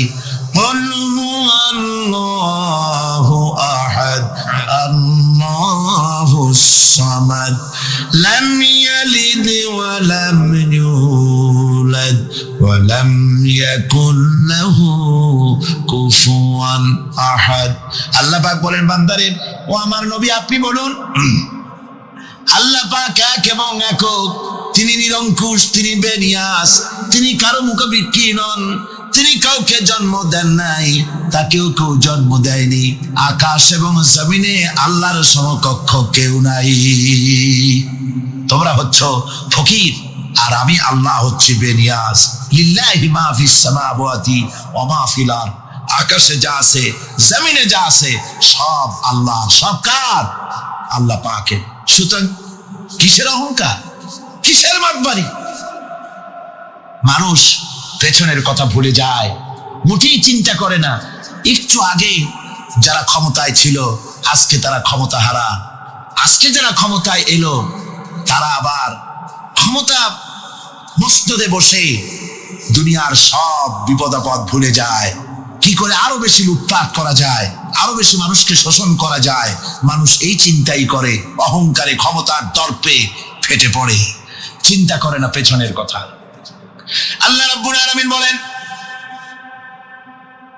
যারা নাকি মুমিন বান্দাদের বিনয় এবং বিনম্রতা তাদের মধ্যে সৃষ্টি হয়ে যাবে, তার কারণ হলো আল্লাহ পাক বলেছেন ওয়ালা তামশি ফিল আরদি মারহান ইন্নাকা লান তাখরিকাল আরদা ওয়া লান তাবলুগাল জিবালা তুলা।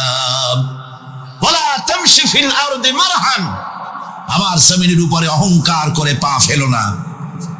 তুমি কি পারবে অহংকার করে আমার জমিন থেকে বাটাই দিতে? কি বলেন, পারা যাবে? অহংকার করে জমিনের উপরে লাথি মারেন জোরে, জমিন ফাটবে? ফাটবে না, আপনার পা ছিঁড়ে যাবে। আপনি কি পারবেন অহংকার করে পাহাড়ের উচ্চতা লাফ দিয়ে ছাড়াই যেতে পারবেন? তাও পারবেন না। সুতরাং আল্লাহ পাকের উপরে ঈমান আনলে পরে তাদের মাথা এভাবে নত হয়ে যায়, অহংকার তাদের মধ্যে জায়গা পায় না। অহংকার কিসের অহংকার তোমার? মানুষ তার জন্মের কথা, কোরআনে কারীম বলে মানুষ কি তার জন্মের কথা স্মরণ করে না? তোমার তো এমন অবস্থা ছিল দুনিয়ায়, উল্লেখযোগ্য বিষয়বস্তু হিসাবে তুমি পরিগণিত ছিলে না। তুমি হচ্ছ, তোমার জন্মের উৎস কথা হচ্ছে এক ফোঁটা নাপাক পানি, এমন নাপাক পানি যা শরীর থেকে নির্গত হলে পরে গোসল করা ওয়াজিব হয়ে যায়। এমন এক ফোঁটা নাপাক পানি যার জন্মের উৎস, তার আবার অহংকার কিসের? পৃথিবীতে অহংকার যারাই করলো আল্লাহ পাক তাদেরকে ভালো করে দেখায় দিলেন। নমরুদকে দেখাইছেন, ফেরাউনকে দেখাইছেন, যুগের ছোট ছোট নমরুদ ফেরাউন যেখানে যেখানে খুদে খুদে ফেরাউন হয়েছে আল্লাহ সকলকেই দেখিয়ে দিয়েছেন, দেন নাই? দেখিয়ে দিয়েছেন। সুতরাং মাথা নিচু করে চলতে হবে, বিদ্যার বড়াই করা চলবে না। কত লেখাপড়া করেছো তুমি? MA পাস করেছো, তাতে কি হয়েছে? সবে মাত্র বর্ণবোধ পড়েছো, জ্ঞানের রাজ্যে পা ঢুকিয়েছো, এখনো কিছু শেখনি। টাইটেল পাস করেছো, তো কি হয়েছে? কদ্দূর শিখেছো? নিউটনের মতো মানুষ মৃত্যুর সময় বললেন, জ্ঞান সমুদ্রের বেলাভূমিতে দাঁড়িয়ে সামান্য বালু কণা নিয়ে নাড়াচাড়া করলাম, অথই সমুদ্রের কিছুই দেখতে পারলাম না। শেখ সাদী রহমতুল্লাহ আলাইহি ইন্তেকালের সময় বলেছেন, মালুম শোধ কি হিচ মালুম না শোধ। সারা জীবন সাধনা করে বুঝিলাম ইহা, যে কিছুই বুঝিলাম না। এগুলি হচ্ছে জ্ঞানীদের কথা। আর কোন রকম ইউনিভার্সিটির বারান্দা দিয়ে 3-4 দিন হাঁটছে, কয় যে সব বুঝি। কি বুঝছো? কয় দেয়ার ইজ নো গড। স্রষ্টা বলতে কেউ নেই। পাগল কি আর গাছে ধরে মিয়া? সুতরাং বিদ্যার বড়াই। হযরত ইবনে কাইয়িম রাহিমাহুল্লাহ নওয়ারাল্লাহু মারকাদাহু ওয়া জাআলাল জান্নাতা মাথওয়াহু। হযরত ইবনে কাইয়িম তিনি বলছেন, সুন্দর করে বলছেন দুনিয়া সম্পর্কে, মা মাদা ফিদ দুনিয়া আহলামুন ওয়া মা বাকিয়া মিনহা আমানি ওয়াল ওয়াক্তু বাইনাহুমা দাইউন। মা মাদা ফিদ দুনিয়া আহলাম, জীবনের যে অংশ ফেলে এসেছি সেটা আজ একটা স্বপ্ন। ওয়া মা বাকিয়া মিনহা আমানি, আর জীবনের যে অংশ সামনে বাকি আছে সেটা এখন একটা আকাঙ্ক্ষা। ওয়াল ওয়াক্তু বাইনাহুমা দাইউন, আর এর মাঝখান থেকে সময় সব চলে যাচ্ছে। কত বড় কথা চিন্তা করেছেন? জীবনের যে অংশ ফেলে এসেছি তা আজকে স্বপ্ন, তা কি বলে? স্বপ্ন।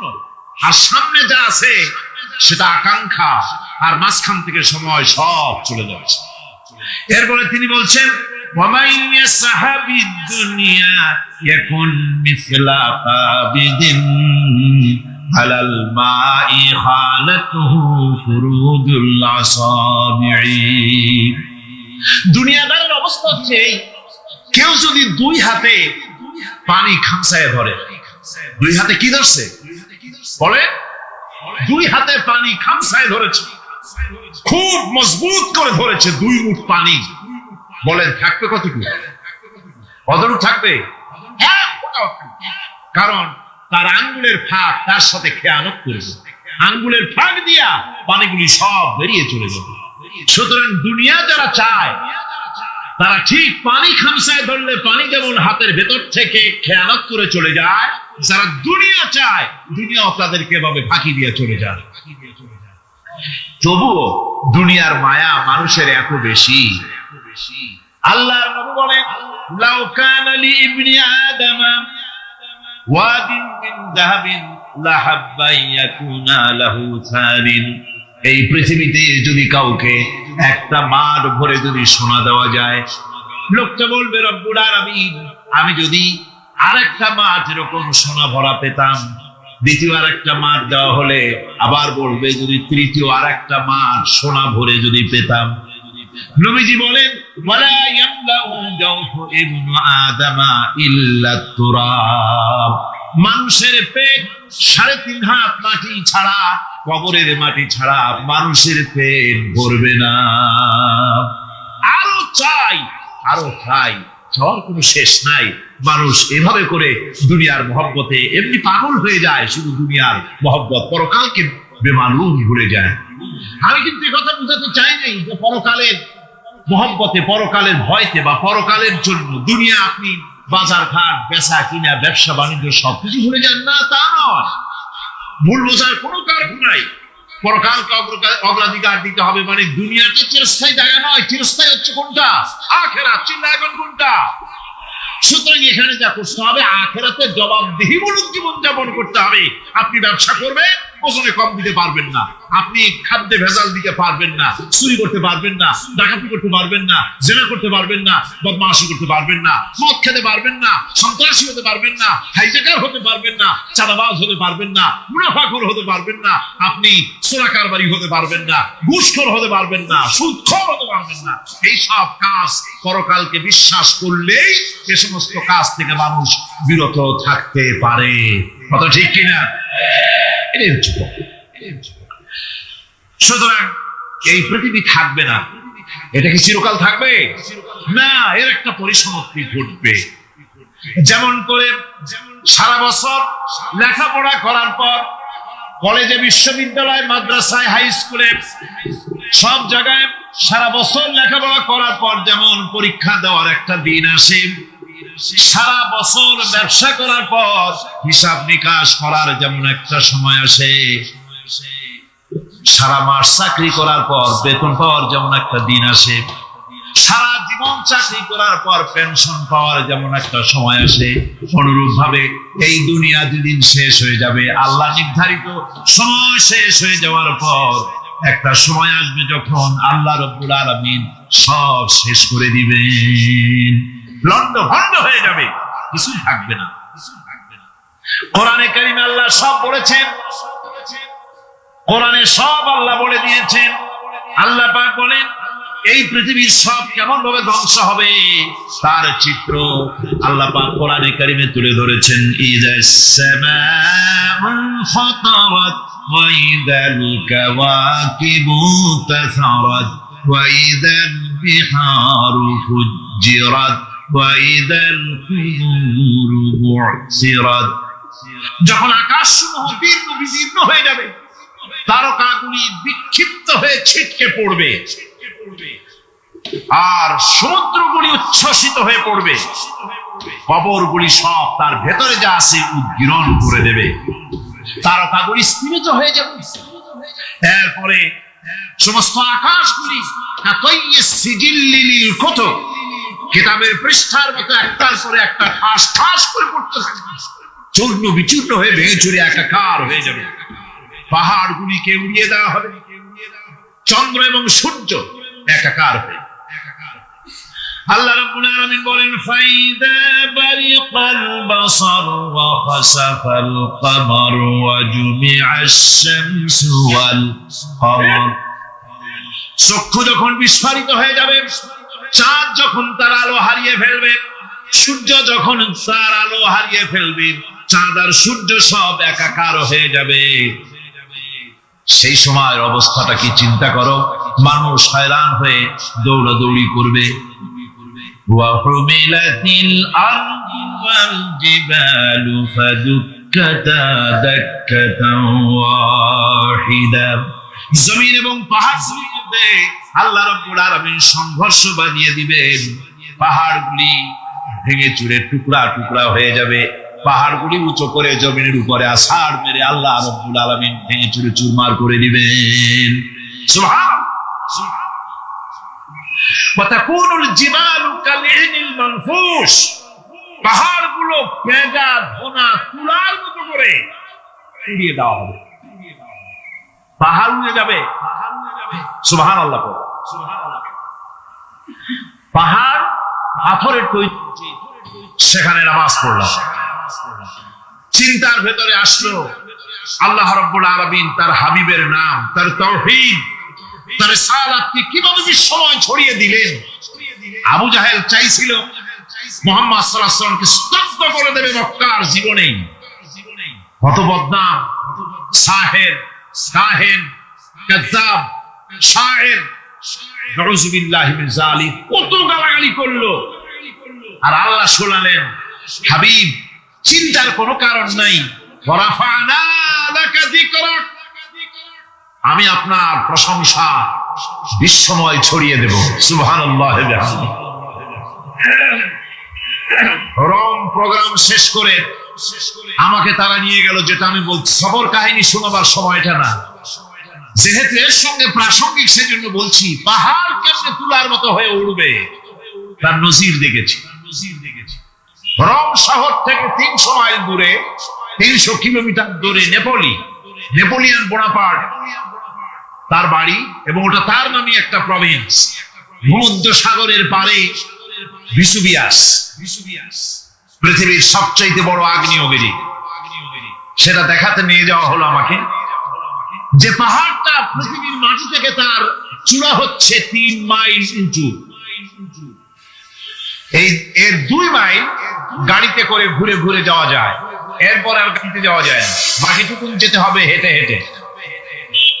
পাহাড়ের উপরে অক্সিজেন কম, বেশ কষ্ট হচ্ছিল উঠতে।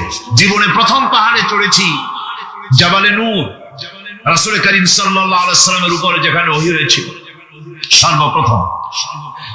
পাহাড় চড়ার একটা অভিজ্ঞতা ওখান থেকে আমার কিছুটা হয়েছিল। খুব কষ্ট হলো বাকি 1 মাইল উঠতে। যখন ভিসুভিয়াসের একদম শীর্ষে চলে গেছি, সেখানে গিয়ে আমার সাথে 15-20 জন লোক ছিল। আমি নিজে আল্লাহু আকবার বলে আমার গলা থেকে আওয়াজ বেরিয়ে গেল। আমি দেখতে পেলাম ভিসুভিয়াসের শীর্ষে বিশাল গর্ত। আমার মনে হয় গর্তটা এই মাঠের 1/4 হবে, এই মাঠের 1/4 হবে গর্তটা। সেই গর্তটার গভীরতা হচ্ছে 1.5 কিলোমিটার। এইখান থেকে পাথরগুলি উত্থিত হয়েছে, আগ্নেয়গিরি পাথর আগুনে গলে লাভা হয়ে এগুলি পাহাড় বেয়ে উপচে পড়েছে, চতুর্দিকে 12 মাইল ছড়িয়ে গিয়েছে। আমার মনে পড়লো ওয়াকুদুহান নাস ওয়াল হিজারা, জাহান্নামের আগুনের ইন্ধন হবে মানুষ আর পাথর। আমি সেখানে সেজদায় পড়ে গিয়ে কাঁদলাম আর বললাম, আল্লাহ জাহান্নামের আগুন হারাম করে দিও আমাদের জন্য। পাথর কিভাবে গলে পাথরগুলি গলে পুড়ে চতুর্দিকে পড়েছে আর ছিটকেছে, চতুর্দিকে ছিটকে পড়েছে। সেই পাথরগুলি ছিটকে ছিটকে যেগুলি পুড়ে পড়েছে সেগুলিকে দূরে সাদা রঙের বলে মনে হয়, কোনোটা সাদা কোনোটা কালো, মনে হয় যেন তুলার মতো হয়ে পড়ে আছে চতুর্দিকে। 1944 সনে তৃতীয়বারের মতো ভিসুভিয়াস যে অগ্নিগিরি, যে অগ্নি উৎপাত করে, তাতে আশেপাশের 12 মাইল এলাকা এফেক্টেড হয়ে যায়।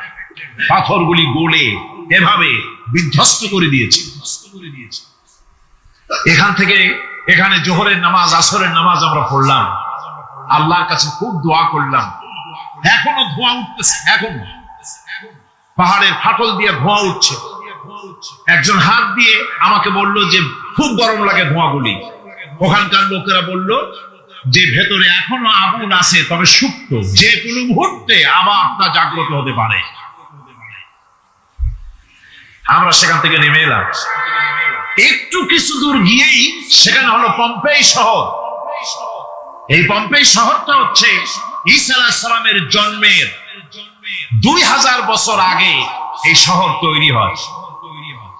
ঈসা আলাইহিস সালামের জন্মের 179 বছর পর ভূমিকম্প হয়। সেই ভূমিকম্পে গোটা পম্পেই শহরটা পৃথিবীর মানুষের চোখের আড়াল হয়ে যায়, ধ্বংস হয়ে যায়, মাটির তলায় ভরা। আজ থেকে 200 বছর আগে মাটি খনন করতে গিয়ে এই শহর আবিষ্কৃত হয়। পুরো শহরটা খুঁড়ে তারা বের করেছে। 180 হেক্টর জমিনের উপরে এই বিশাল শহর। ঘুরে ঘুরে দেখলাম, গাড়ি চলে না সেখানে, পায়ে হেঁটে দেখতে হলো। প্রশস্ত রাস্তা। আজ থেকে 4000 বছর আগের মানুষেরা রাস্তা বানাতে জানতো পাথর দিয়ে, এবং রাস্তার দুধারে তাদের ছিল ফুটপাথ, পানির ব্যবস্থা, নগরায়নের সব রকমের সুযোগ সুবিধা। তারপরে সেখানে বিচারালয়, এরপরে দোকানপাট, বাজার ঘাট, সবকিছুর ব্যবস্থা রয়েছে। বিশাল বিশাল পাথরগুলি দিয়ে পিলার তৈরি করা। ভাবলাম এই পিলারগুলি, এই পাথরগুলি তারা কিভাবে ক্রেন ছাড়া এত উপরে উঠালো কি করে, আমার মাথায় আসলো। পাথর কেটে কেটে সুন্দর সুন্দর অঙ্কন শিল্প তারা করেছে। এরপরে ঘুরতে ঘুরতে বাদশার রাজার বাড়ি থেকে ঢুকলাম। সেখানে গিয়ে দেখলাম উলঙ্গ, যেই রোম থেকে আরেকটু দূরে 900 মাইল দূরে হচ্ছে সিসিলি। 900 মাইল দূরে। সেখানে সেই সিসিলি মুসলমানেরা শাসন করেছিল 350 বছর। সেই সিসিলিতে রয়েছে 360টা মসজিদ মুসলমানদের করা। সমস্ত মসজিদগুলি আজ তালা বন্ধ, একটা মসজিদও খোলা নাই। সেখানকার মুসলমানেরা ওয়াজ শুনতে এসেছিল রোমে। আমি তাদের জন্য পরামর্শ দিয়েছি যে গভর্নমেন্টের কাছে তোমরা দাবি জানাও যে অন্তত একটা মসজিদের দরজা আমাদের জন্য খুলে দাও। রোমের অবস্থানরত প্রবাসী বাংলাদেশি মুসলমানেরা আমাকে বলেছে, তাদের অনেকের বাড়ি চট্টগ্রামেও আছে, আমাকে বলেছে তাদের চোখে পানি আসছে বলার সময় যে চিরঙের তাফসীর মাহফিল যখন আসে কলিজাটা কাঁদতে থাকে যাওয়ার জন্য। তো যাওয়া তো সম্ভব না এত দূর থেকে, আমাদের সালাম বলে দিবেন যত লোক আসবে, আর আমাদের জন্য দোয়া করতে বলবেন যেন এই রোমের ভিতরে আমরা ইসলামের আদর্শের ভিত্তিতে আমরা যেন চলতে পারি। আপনারা দোয়া করুন তাদের জন্য। ভাইরা আমার, এই পৃথিবী একদিন পরিসমাপ্তি ঘটবে এবং আল্লাহর দরবারে আমাদেরকে উঠতে হবে এবং সেখানে আমাদের বিচার হবে। সেখানে আমাদের কি হবে? বিচার। আল্লাহ পাক বিচারটাকে নির্ভুল করার জন্য, সঠিক করার জন্য প্রত্যেকের গলায় আমলনামা ঝুলায় রাখছে। এখানে রেকর্ডের ব্যবস্থা করা হয়েছে। আল্লাহ পাক বলছেন ওয়া কুল্লু ইনসানিন আলজামনাহু তাইরাহু ফি উনুকিহি ওয়া নুখরিজু লাহু ইয়াওমাল কিয়ামাতি কিতাবান ইয়ালকাহু মানশুরা। আল্লাহ পাক বলেন প্রত্যেকের ভালো মন্দ কর্মফল, কর্মলিপি আমি তার গলায় ঝুলায় রেখেছি। কিয়ামতের দিন সে নিজের কাছে স্পষ্ট সব দেখতে পারবে, কোন জিনিস বাদ পড়বে না। তার গলায় তার আমলনামা ঝুলানো আছে, সব রেকর্ড হতেছে। আমরা যা করছি সবগুলি রেকর্ড হয়ে যাচ্ছে। বর্তমান বিজ্ঞানীরা আবিষ্কার করেছে যে মানুষের শরীরের ভিতরে ডিএনএ আছে, রক্তের ভিতরে ডিএনএ। এটা একটা কোড। মানুষের রক্তের ভিতরে ডিএনএ আছে। যেমন তার ব্রেনের ভিতরে কতগুলি কোষ আছে, এক একটা কোষ এক এক ধরনের কাজ করে, অনুরূপ ভাবে তার শরীরের ভিতরে রক্তের ভিতরে ডিএনএ আছে। এই ডিএনএটা কি? এই ডিএনএটা হচ্ছে, এই ডিএনএ একটা কম্পিউটারের মতো কাজ করতেছে। লোকটা কি করবে, কোথায় যাবে, সে ভালো হবে মন্দ হবে কি হবে, সব তার ডিএনএ এর মধ্যে রেকর্ড কৃত আছে। এটা বোঝার জন্য একটা সুন্দর দৃষ্টান্ত দেওয়া যায়। যেমন এই কাগজটাকে আপনারা মনে করুন একটা গাড়ি ব্লুপ্রিন্ট, একটা ব্লুপ্রিন্ট, একটা গাড়ি ব্লুপ্রিন্ট। এখানে লেখা আছে গাড়ি কিভাবে তৈরি হবে। এই কাগজটা নিয়ে ঘরের মধ্যে রেখে দিলে এখন এই কাগজটা থেকেই অটোমেটিক গাড়ির উইন্ডো তৈরি হলো, শিল তৈরি হলো, গাড়ির বডি তৈরি হলো, চেসিস তৈরি হলো, টায়ার তৈরি হলো, ইঞ্জিন তৈরি হলো, ব্যাটারি তৈরি হলো, পেট্রোল নিল, আর কোন রকমের ড্রাইভার ছাড়াই গাড়ি চলতে আরম্ভ করলো। এই কথাটা যদি মনের মাথার মধ্যে আনতে পারেন যে এটা কিভাবে হইতে পারে, এতে লেখা অনুযায়ী যেভাবে হওয়া যদি সম্ভব হয়, অনুরূপ ভাবে মানুষের রক্তের ভিতরে ডিএনএ এরা আবিষ্কার করেছে। এর ভিতরে মানুষের ভালো মন্দ, কোথায় যাবে কি করবে, সব কিছুর মধ্যে রয়েছে। কোরআনে কারীমে আল্লাহ রাব্বুল আলামিন, আমি গত বছর বলছিলাম যে বিজ্ঞানের আবিষ্কার যত বাড়বে কোরআন বোঝা মানুষের জন্য তত সহজ হবে। সুবহানাল্লাহ। কোরআন বোঝা মানুষের জন্য তত সহজ হবে। সুতরাং মানুষের গলার সাথে আল্লাহ পাক বলছেন যে একটা আমলনামা আমি ঝুলাই দিয়েছি তার গলার সাথে। সে যা করতেছে ওখানে সব লিপিবদ্ধ হচ্ছে, কম্পিউটারাইজড, কম্পিউটারের মতো এগুলি সব গ্রহণ করতেছে। এগুলি কিয়ামতের দিন তার সামনে হাজির করা হবে। কিয়ামতে যখন আমলনামা তার সামনে দিয়ে বলা হবে ইকরা কিতাবাকা কাফা বিনাফসিকাল ইয়াওমা আলাইকা হাসিবা, তাকে বলা হবে নিজের কর্মলিপি নিজেই পড়ো, আজ তুমি তোমার নিজের হিসাব নিতে যথেষ্ট। বন্ধুগণ, এই মাহফিলে যত লোক আমরা বসে আছি, আমরা আমাদের হিসাব নিতে যথেষ্ট না আরেকজন লাগবে? কোন আমরা যথেষ্ট কিনা? কথা বোঝেন নাই। আমি বলতে চেয়েছি এটা, আমরা যদি এখন চোখ বুঝে চিন্তা করি যে পিছনের জীবনে কি করেছি, মনে পড়বে নাকি পড়বে না? বলেন সবাই পড়বে কি পড়বে না? ছোটবেলায় কবে পায়ের নিচে কাঁটা ফুটেছিল, কবে কোথায় আছাড় খেয়েছিলেন, কবে কার বেল তাল আম কাঁচা আম চুরি করে খেতে গিয়ে কিল খেয়েছিলেন, তারা খেয়েছিলেন, তাকে এখন মনে নাই? আছে। তাহলে কি ওই তাল বেল চুরি করতে গিয়ে যে কিলটা খাইছিলেন সেটাও মনে আছে, ভালো মন্দ সব মনে আছে। তাহলে কোন হোটেলের রুমে কি করছিলেন, কোন স্কুলে কোন কলেজে কি করছিলেন, তারপরে জীবনে ছোট বড় ঘটনাগুলি সব বুঝতে মনে পড়বে না? এবার হিসাব করেন, মনে যদি পড়ে এবার হিসাব করেন আপনি জান্নাতি না জাহান্নামী। আপনি আপনার নিজের হিসাব নেওয়ার জন্য যথেষ্ট। তাকে হিসাব করতে বলা হবে, তোমার হিসাব, তোমার নিজের হিসাব নেওয়ার জন্য তুমি যথেষ্ট, তোমার হিসাব তুমি নিজেই করো, এটা পড়ো। আর সেই কিয়ামতের দিন কোন সাহায্যকারী মিলবে না। لن تنفعكم أرحامكم ولا أولادكم يوم القيامة لن تنفعكم কিয়ামতের দিন কোনো ফায়দা হবে না, অবশ্যই কোনো ফায়দা হবে না, কোনো উপকারে আসবে না।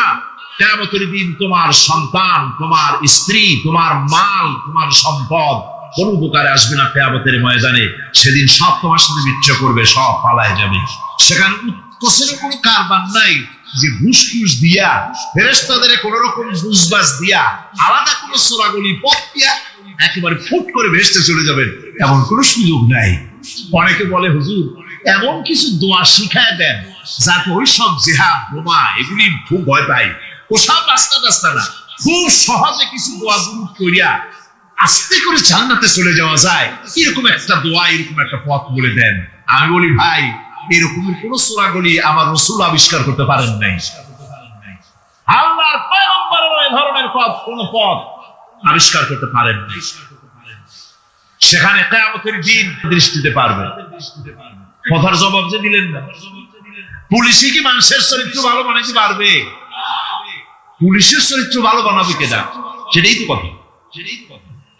মানুষের চরিত্র যাতে ভালো থাকে, মানুষের জন্য খারাপ কাম না করে সেজন্য পুলিশ, পুলিশ যাতে খারাপ কাম না করে সেজন্য আরো একটা ডিপার্টমেন্ট আছে, তারা যাতে খারাপ কাজ না করে সেজন্য আর একটা আছে, এন্টি করাপশনের আবার এন্টি করাপশন আছে, তার উপর আবার এন্টি করাপশন আছে, এন্টি দেওয়ার অভাব নাই।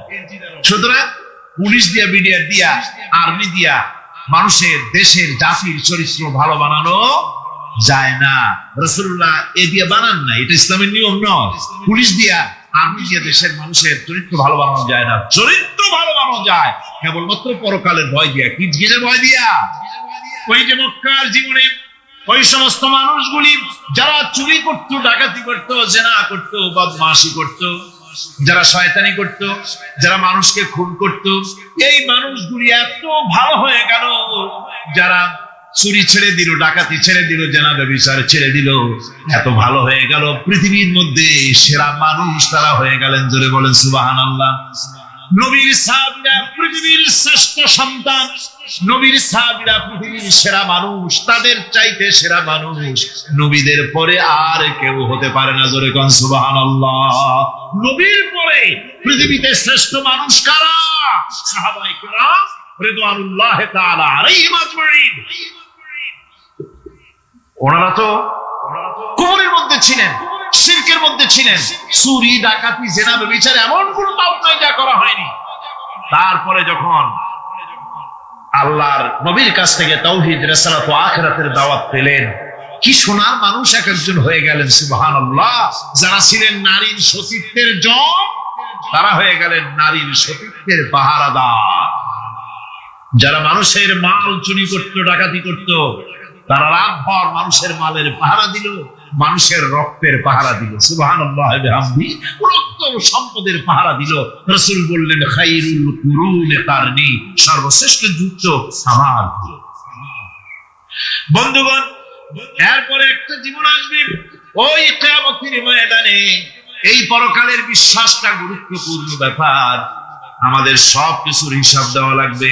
আল্লাহ পাক বলেন ইন্নাস সামআ ওয়াল বাসারা ওয়াল ফুআদা কুল্লু উলাই ইলাইকা আনহু মাসউলা। নিঃসন্দেহে মানুষের শ্রবণ শক্তি, দর্শন শক্তি এবং তার অন্তঃকরণের কল্পনা সম্পর্কে আল্লাহ রাব্বুল আলামিনের কাছে জিজ্ঞাসিত হতে হবে। কান দিয়ে কি করেছিলা, চোখ দিয়ে কি করেছিলা, মুখ দিয়ে কি করেছিলে, হাত দিয়ে কি করেছিলে, সবকিছুর জবাব আল্লাহ রাব্বুল আলামিনের কাছে দিতে হবে। সবটার জবাব দিতে হবে, কোনো কিছু বাদ যাবে না।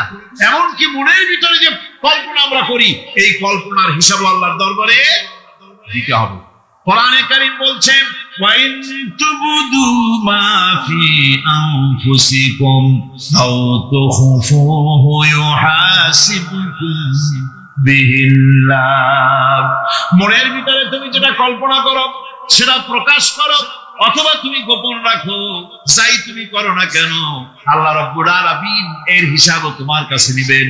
ফায়াগফিরু লিমান ইয়াশা ওয়া ইউআযযিবু মান ইয়াশা ওয়াল্লাহু আলা কুল্লি শাইইন কাদির। মহান আল্লাহ পাক বলেন, করার পর তোমার মনের ভিতরে কি কল্পনা করেছিলে ওইটার হিসাব আমি নেব। হিসাব নেওয়ার পর যারে খুশি ক্ষমা করে দেব, যাকে খুশি শাস্তি প্রদান করব। সবকিছুর উপরে আল্লাহ রাব্বুল আলামিন শক্তিমান, সব তুমি করতে পারেন, সমস্ত কুদরত রয়েছে তার। সুতরাং মানুষদেরকে, আল্লাহর বান্দাদেরকে বিশ্বাস করতে হবে যে আমার কোনো কথা বাদ যাবে না। কথাগুলি রেকর্ড হচ্ছে, কথা রেকর্ড হচ্ছে। আমি যে ওয়াজ করতেছি এই কথাগুলি রেকর্ড হচ্ছে নাকি হচ্ছে না? অনেক টেপ রেকর্ডার রেকর্ড হচ্ছে, অডিও ভিডিও হচ্ছে। আজ থেকে 50 বছর পর যদি এই রেকর্ড বাজানো হয়, আমাকে যদি বলা হয় যে আপনি অমুক জায়গায় কথা বলেছেন, আমি যদি বলি না আমি কথা বলিনি, তারপরে যদি রেকর্ড বাজানো হয়, তাহলে আমি কথা যে বলি নাই যদি বলি, তাহলে এটা ধরা পড়বে না? সেখানে ধরা পড়বে না? তাহলে এই মানুষের কথা প্লাস্টিকের ফিতায় রেকর্ড করে 50 বছর, 100 বছর, 200 বছর, 500 বছর যদি প্লাস্টিকের ফিতায় এটাকে চলচ্চিত্র করে অথবা টেপ রেকর্ডারে করে যদি ধরে রাখা যায়, এই বুদ্ধিটা কে দিলেন কত দেখি? সবাই কন্যা বুদ্ধিটা দিলেন কে? যে আল্লাহ রাব্বুল আলামিন মানুষের মাথায় বুদ্ধি দিলেন, যার দ্বারা সে মানুষের কথাবার্তা অ্যাক্টিভিটি সব ধরে রাখতে পারে। সে আল্লাহ রাব্বুল আলামিন বুঝি আপনার আমার কথা এবং আপনার আমার অ্যাক্টিভিটিস কে তিনি বুঝি ধরে রাখতে পারবেন না কিয়ামত পর্যন্ত? পারবেন কিনা? সেজন্য রাব্বুল আলামিন বলেন, মা ইয়ালফিযু মিন কাওলিন ইল্লা লাদাইহি রাকীবুন আতীদ। সমস্ত কথা রেকর্ড হচ্ছে। সুবহানাল্লাহ, কোন জোরে! সমস্ত কথা রেকর্ড হচ্ছে, একটা কথা বাদ যাবে না। মুখ আছে বলেই কথা বলবেন তা না, হিসাব করে কথা বলতে হবে। গীবত গাওয়া যাবে না, মিথ্যা কথা বলা যাবে না, মিথ্যা ওয়াদা করা যাবে না। মিথ্যা ওয়াদার তো মৌসুম এসে গেছে। কি কোন বোঝেন কথা? হ্যাঁ, মিথ্যা ওয়াদা মৌসুম এসে গেছে। এখন মৌসুমে বাহার, মিথ্যা বলার। কত সুন্দর সুন্দর ওয়াদা, সোনা দিয়ে রাস্তা বানায় দেবো। অভুক্ত মানুষদের বলা হয় না খেয়ে মরবেন না, কিন্তু কি খেয়ে মরবে তাও কয়। আমরা যদি যাইতে পারি তাহলে মটকির মতো রসগোল্লা বানাই, গরুর গাড়ির চাকার মতো জিলাপি বানাই, খাইতে গিয়ে হা করে চিতরে কাটি। কত রঙিন রঙিন কথা মিথ্যা ওয়াদার সময় এসেছে। ভাইরা আমার, পরকাল যদি বিশ্বাস করে সেই ব্যক্তি কিছুটি মুখ আছে বলেই যা খুশি বলবে না, পরনিন্দা করবে না, পরচর্চা করবে না, হাত আছে বলেই যা তা লিখবে না। ঘটনা হইল একটা, লিখলো আর একটা। কলম একটা আছে বলেই যা খুশি তা লেখা যায় না, মুখ আছে বলেই যা খুশি তা বলা যায় না, চোখ আছে বলেই যা খুশি তা দেখা যায় না। গরু খাওয়া জায়েজ করা হয়েছে বলে গরুর লেজ থেকে মাথা পর্যন্ত পাইকারি দরে সব খাওয়া যায় না। গরু খাওয়া হারাম না হালাল? হালাল। পাইকারি দরে লেজ থেকে মাথা পর্যন্ত সব খাওয়া হালাল না, ওর মধ্যে আল্লাহ কিছু হারাম রেখে দিয়েছে, সেগুলোকে বাইসে খাইতে হবে। আল্লাহ দেখতে চান পাইকারি দরে জমের খাওয়া খাও না আমার হারামগুলি বাদ দিয়ে খাও, নিষেধ করাগুলি বাদ দিয়ে খাও। মুখ আছে বলেই যা খুশি তা বলা যাবে না, কান আছে বলেই যা খুশি তা শোনা যাবে না, চোখ আছে বলেই যা খুশি তা দেখা যাবে না, হাত পা আছে বলেই যা খুশি তা করা যাবে না। সবটার পেছনে আল্লাহ রাব্বুল আলামিনকে ভয় করা লাগবে। মহান আল্লাহ রাব্বুল আলামিন বলে, বান্দারে তোমার সমস্ত কার্যাবলী এমনকি তোমার চাহনিটা পর্যন্ত কার দিকে কি নিয়তে তাকাইছো কেউ জানে না, আমি আল্লাহ রাব্বুল আলামিন জানি। ওয়ায়ালামু খায়নাতা দুনিয়া ইয়া দুনিয়া আইনা আনহারুকি, এ পৃথিবী তোর সেই সমুদ্রগুলো কোথায়, নদীগুলি কোথায়? ইয়া দুনিয়া আইনা আশজারুকি, হে দুনিয়া তোমার গাছগুলি কোথায়? এত বন বনানি এত গাছ ছিল। ইয়া দুনিয়া আইনা জিবালুকি, হে পৃথিবী তোর জমিনে যত পাহাড় ছিল পাহাড়গুলি কই? যত স্বৈরাচার ছিল জমিনের উপরে, যারা স্বৈরাচারী মনোবৃত্তি নিয়ে মানুষ ধ্বংস করেছে, দেশ ধ্বংস করেছে, মায়ের বুক খালি করেছে, ওই স্বৈরাচার গুলি কই? সকলকে উপস্থিত হয়ে যেতে হবে, কেউ আমরা এখান থেকে বাঁচতে পারবো না, সবাই অপরাধীরা সেখানে অসহায় হয়ে যাবে, অপরাধীরা অসহায় হয়ে যাবে। আল্লাহ পাক বলেন, ফাইযা জাআতিস সাখাতু ইয়াওমা ইয়াফিরুল মার'উ মিন আখিহি ওয়া উম্মিহি ওয়া আবিহি ওয়া সাহিবাতিহি ওয়া বানিহি, অবশেষে যখন কান ফাটানো আওয়াজ আসবে, এই আওয়াজ সেদিন মানুষ নিজের মা বাপ ভাই বোন সব থেকে বিচ্ছিন্ন হয়ে যাবে, সব একের থেকে আরেকজন পালায় যাবে, হারায় যাবে, কেউ কাউকে আর খুঁজে পাবে না। সেদিন ওই কিয়ামতের মাঠে বিভীষিকাময় দৃশ্য, মানুষ হয়রান হয়ে যাবে, মাথার এক হাত অথবা অর্ধমাইল অথবা এক বিগত এতটুকু উপরে ওই প্রকাণ্ড সূর্যটার তাপ আসবে, গুনাহগারের মাথার চান্দি ফেটে গিয়া মগজগুলি গলে গলে নাক কান দিয়ে বের পড়তে লাগবে, জিহ্বাটা কুকুরের মতো ঝুলে নাভিস্থল পর্যন্ত পড়ে যাবে, মাটিটা সূর্যের উত্তাপে তামার মতো গরম হয়ে যাবে, সারা হাসর জুড়ে আওয়াজ হবে পানি পানি পানি, মানুষেরা হয়রান হয়ে যাবে।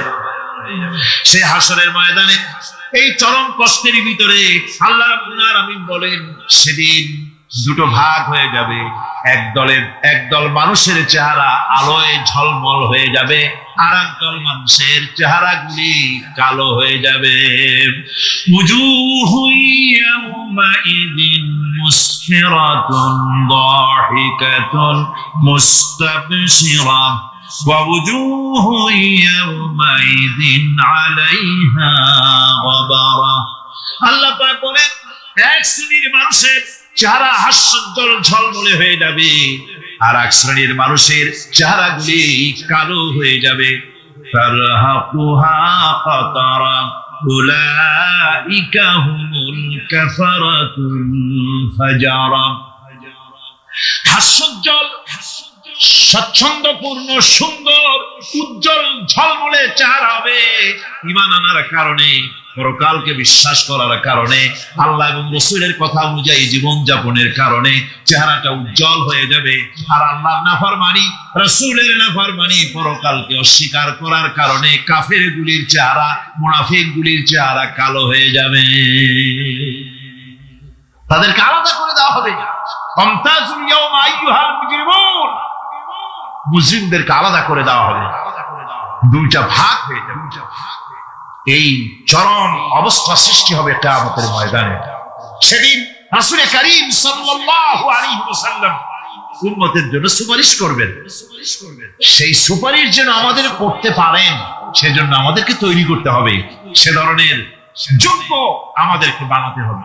বন্ধুগণ, এই পরকাল পরকালীন জীবন এর সম্ভাবনা, এটা যে হবে এবং সেই পরকালে আমাদের সকলকে যে উঠতে হবে, কিয়ামতে আল্লাহর কাছে জীবনের সব কিছুর জবাবদেহি করতে হবে, এই ভীতি সৃষ্টি করতে চায় আল্লাহ পাক মানুষের ভেতরে। আল্লাহ পাকের চাইতে মানুষের কল্যাণকামী আর কেউ আছে? চিল্লায় কোন আল্লাহর চাইতে, বিশ্ববাসীর সৃষ্টি জগতের কল্যাণকামী আল্লাহর চাইতে, রাসূলের চাইতে বেশি কেউ কি আছে? সে আল্লাহ পাক সব বলে দিলেন, ওপেন সিক্রেট করে দিলেন, সব গোপন ফাঁস করে দিলেন। কেমনে বিচার হবে, কেমনে কিয়ামত অনুষ্ঠিত হবে, কেমনে কি হবে, সব খুলে খুলে আল্লাহ পাক বলে দিলেন আমাদেরকে ভালো হওয়ার জন্য। কোরআনে কারীম বলছে, লাইসাল বিররা আন তুওয়াল্লু বুজুহাকুম কিবালাল মাশরিকি ওয়াল মাগরিব। পূর্ব পশ্চিমে মাথা ঘুরানো, সার নত করা, মাথা ঘুরানো, মুখ ঘুরানো, এটাই কিন্তু সৎ কাজ এবং পুণ্যবান হওয়ার, সৎ কাজ করার, নেককার হওয়ার জন্য যথেষ্ট নয়, বরং ওয়ালাকিন্নাল বিররা মান আমানা বিল্লাহি ওয়াল ইয়াউমিল আখির। প্রকৃতপক্ষে সৎকারী মুমিন, ভালো কাজ করা, প্রকৃত মুমিন, সত্যিকারের ভালো মানুষ, সত্যিকারের ইমানদার হওয়ার জন্য 10টি কাজ লাগবে। কয়টি কাজ? 10টি কাজ লাগবে। সেই 10টি কাজের একটি কাজ গত বছর আপনাদের খেদমতে আরজ করা হয়েছে, 2টি বলা হয়েছে, বাকি আজকে বললাম আরেকটা, হয়ে গেল 3টা। বাকি আছে কয়টা? 7। বাকি আছে আরো 7। পরকাল ভিত্তিক জীবনযাপন যদি করতে পারি তাহলে আমরা হব দুনিয়ার শ্রেষ্ঠ মানুষ। কোন আলহামদুলিল্লাহ। وسخر لكم ما في السماوات وما في الأرض। এই পৃথিবীতে যা কিছু তোমরা দেখতে পাও, এই সব কিছুকে তোমার অনুগত করে দেওয়া হয়েছে, যাতে করে তোমার সাহায্য করতে পারে, তোমার সহযোগিতা করতে পারে। এই জন্য আমি সবকিছুকে সৃষ্টি করেছি। সাখারা শব্দের অর্থ হচ্ছে যে আমি সবগুলিকে তোমাদের অনুগত করে দিয়েছি, যাতে করে তোমাদের অনুগত থাকে, অর্থাৎ তোমরা তাদের এই সমস্ত জিনিস দিয়ে তোমরা কাজ নিতে পারো। পানির উপর দিয়ে তোমরা যেন নৌকা চালাতে পারো, স্টিমার চালাতে পারো, পানি অনুগত করা হয়েছে, বাতাসকে অনুগত করা হয়েছে। পৃথিবীর সব কিছুকেই আমি অনুগত করে দিয়েছি তোমাদের, যাতে করে তার দ্বারা তোমরা কাজ নিতে পারো। অন্যত্র আল্লাহ বলছেন, আল্লাহুল্লাযী খালাকাস সামাওয়াতি ওয়াল আরদা ওয়া আনজালা মিনাস সামাই মাআন ফাআখরাজা বিহি মিনাস সামারাতি রিজকান লাকুম। আল্লাহ হচ্ছেন তিনি, আল্লাহ রাব্বুল আলামিন হচ্ছেন তিনি যিনি আকাশ সৃষ্টি করেছেন, যিনি জমিন সৃষ্টি করেছেন এবং ঊর্ধ্বদেশ থেকে, মেঘমালা থেকে তোমাদের জন্য বৃষ্টি বর্ষণ করেছেন এবং সেই বৃষ্টি দিয়ে মাটির ভিতর থেকে ফসল উদ্গত করে তোমাদের খাবারের বন্দোবস্ত করেছেন। তিনি হচ্ছেন আল্লাহ পাক। তার জায়গায় ছড়িয়ে আছে, তার দয়া নাই, রহমত নাই, এমন কোন সৃষ্টি নাই। মানুষের জন্য যা কিছু প্রয়োজন তিনি তার দয়া দিয়ে, রহমত দিয়ে তিনি তা সৃষ্টি করে দিয়েছেন। আল্লাহ পাক বলছেন, ওয়াসাখখারা লাকুমুশ শামসা ওয়াল কামারা দাইবিনা ওয়াসাখখারা লাকুমুল লাইলা ওয়ান নাহার। যিনি চন্দ্র সূর্যকে সৃষ্টি করেছেন এবং এগুলিকে নিয়ন্ত্রিত করেছেন, চাঁদ সূর্যকে সৃষ্টি করে নিয়ন্ত্রিত করে দিয়েছেন, তোমাদের সমস্ত প্রয়োজন তিনি মিটিয়ে দিয়েছেন। দেখুন, চাঁদ এবং সূর্যকে আল্লাহ পাক সৃষ্টি করেছেন এবং একটা রহমত, একটা কুদরত সেই চাঁদ সূর্যের মধ্যে দান করেছেন। সূর্য যেখানে আছে, এটা যদি আল্লাহর দয়া না থাকতো, শুধু তাপ দেওয়ার জন্য সৃষ্টি করতেন আর মানুষের কল্যাণের দিকটা যদি চিন্তা না করতেন, তাহলে সমস্যা হয়ে যেত। সূর্য যেখানে আছে, বিজ্ঞানীরা বলেছেন তার থেকে যদি কিছু নিচে নেমে আসতো, তাহলে গোটা পৃথিবী জ্বলে পুড়ে ভস্ম হয়ে যেত। আর যেখানে আছে তার থেকে সূর্য যদি কিছু উপরে উঠে যেত, তাহলে গোটা পৃথিবী হিম শীতল হয়ে, পৃথিবী ফ্রিজ হয়ে যেত, মানুষ প্রাণী জগৎ মরে সব শেষ হয়ে যেত। চাঁদ যেখানে আছে, এই চাঁদ তার জায়গা থেকে কিছু উপরে যদি উঠতো তাহলে পৃথিবী মরুভূমি হয়ে যেত, আর যেখানে আছে তার থেকে কিছু নিচে যদি আসতো তাহলে গোটা পৃথিবী পানি, সমুদ্রের পানি, নদীর পানিগুলি প্লাবিত হয়ে, ওভারফ্লো হয়ে, উচ্ছ্বাসিত হয়ে গোটা পৃথিবীকে প্লাবিত করে দিত, ডুবাই দিত, সব শেষ হয়ে যেত। তাহলে আমরা দেখতে পাচ্ছি শুধু সৃষ্টি নয়, সৃষ্টিও করেছেন এবং প্রত্যেকটি সৃষ্টির পেছনে তার দয়া কাজ করেছে, তার কুদরত কাজ করেছে, যাতে করে মানুষের জন্য সুবিধা হয়, মানুষের জন্য উপকার হয়। অন্য আয়াতে আল্লাহ পাক বলেন, وَآتَاكُم مِّن كُلِّ سَأَلْتُمُوهُ وَإِن تَعُدُّوا نِعْمَةَ اللَّهِ لَا تُحْصُوهَا।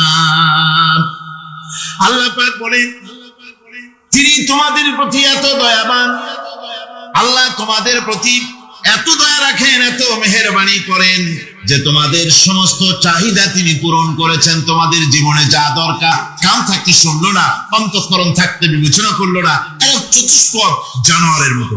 আল্লাহ পাক বলছেন, আর রহমান আল্লামাল কোরআন, এই কোরআন শিক্ষা দিয়েছেন রহমান, যিনি দয়ার সাগর, যিনি মানুষের সব প্রয়োজন মিটিয়েছেন। কোরআনের মতো একটা বড় প্রয়োজন তিনি মিটাবেন না, তা কি হতে পারে? জোরে কোন হতে পারে?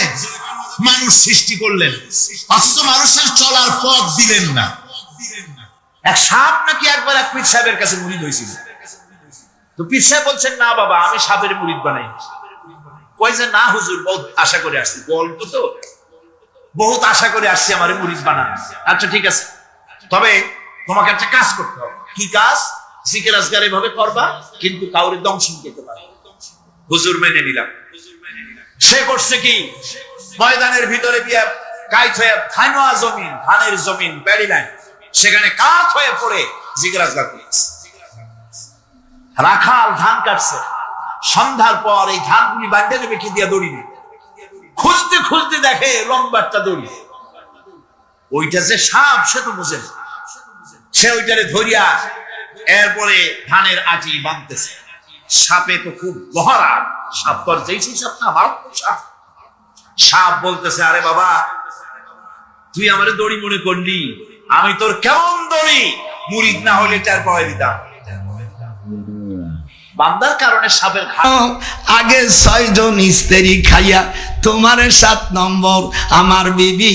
আর তখন আঙ্গুরি বলে, রে ব্যাপারি তুই আমার 9 নম্বর স্বামী। 1 পয়েন্টে সারা হারাই। আঙ্গুরি বলছে, আমি 8 জায়গায় বিয়ে হয়ে তুই আমার 9 নম্বর স্বামী। আপনি যদি জীবন ধরে এই কোরআন শেষে বলছি, জীবনে যদি অন্য মেয়ের লজ্জায় স্থান নষ্ট করেন, আপনি যদি করেন আমি ভালো মেয়ে বিয়ে করব, ভালো মেয়ে বিয়ে করলেই উপরে দেখা যাবে ছবি, সেও কাম তোর চাইতে বেশি করে ছাড়ছে।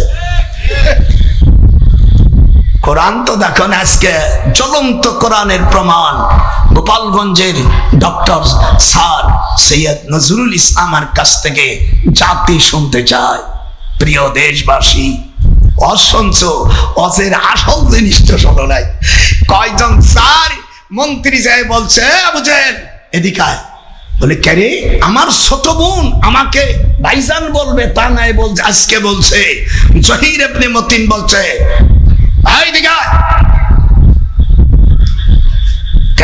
তুই আমার ভগ্নিপতি। আর একজন ওই একই ভাষা, ব্যাপারটা কি?